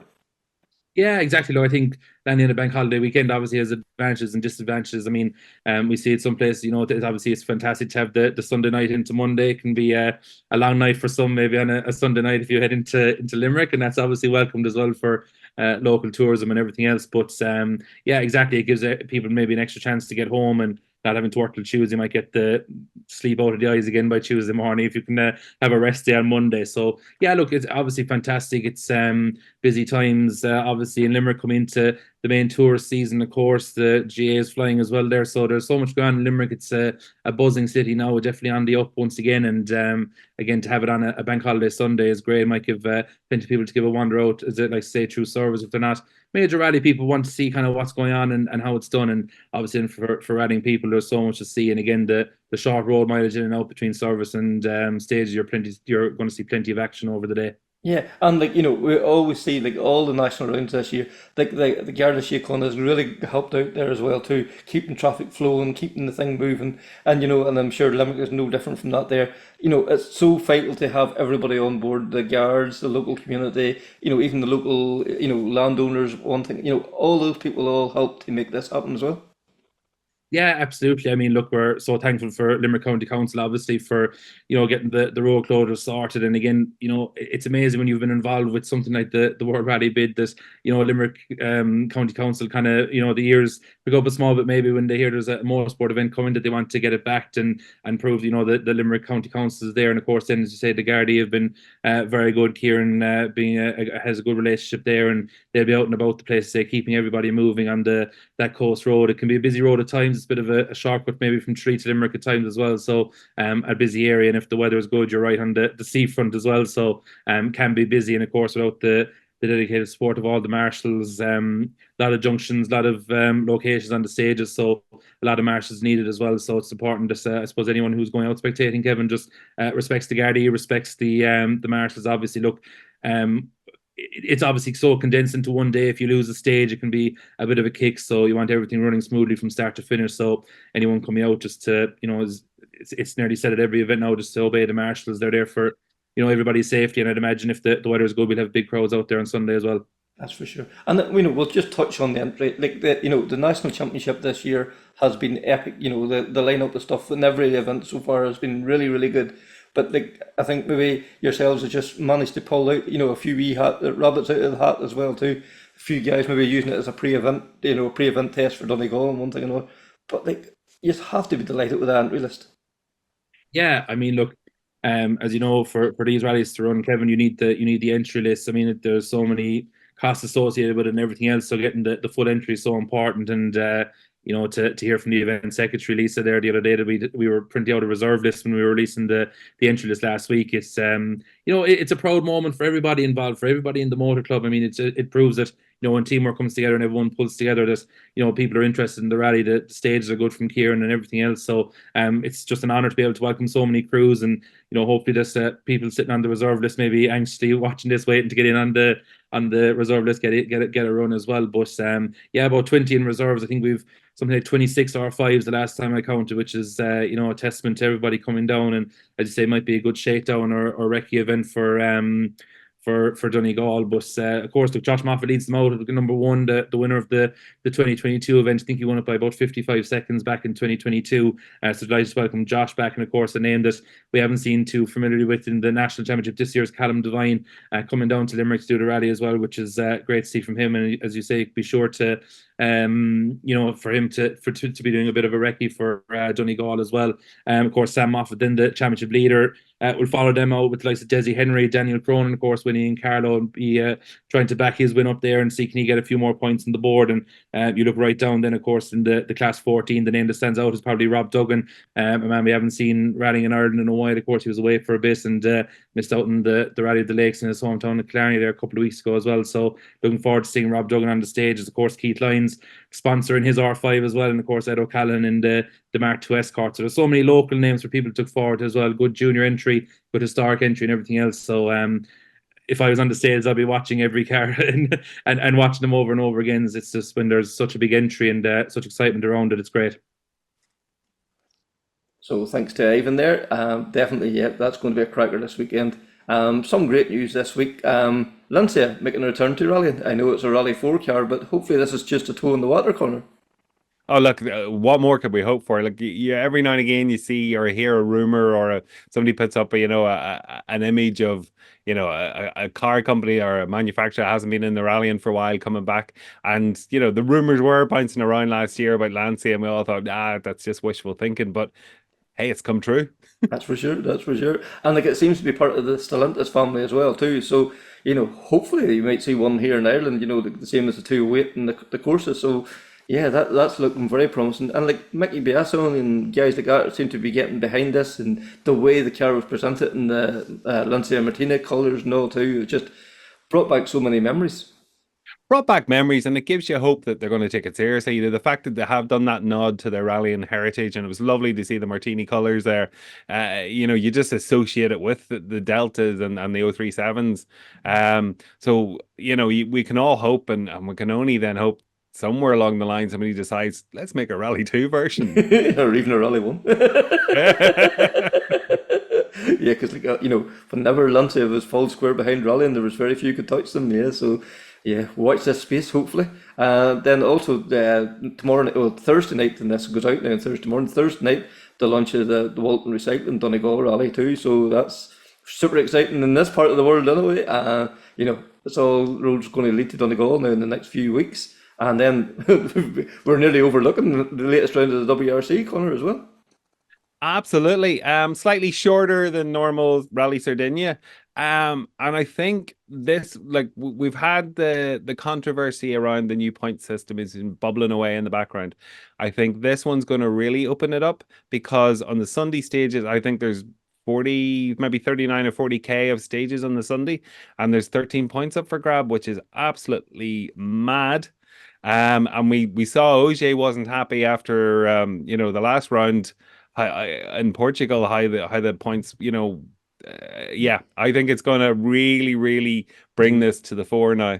Yeah, because you could have a stunting rally on the Friday and the Saturday, have a bad Sunday, and suddenly you're at the bottom of the pile again.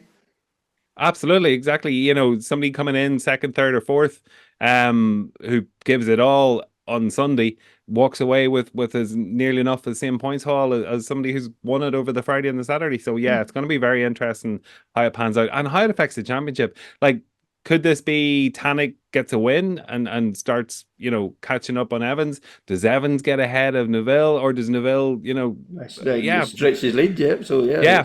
And does he get tactical, and does he play for points? Yeah.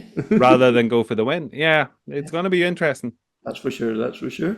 So that is season 3, episode 27. Tune in next week to find out. But please, in the meantime, like, share, rate, subscribe, all those things. You've been doing it over the last months now at this stage. You know, we've been so happy with the figures that's coming in. So it's been an absolute pleasure. Until the next time, take care, speak soon, and bye.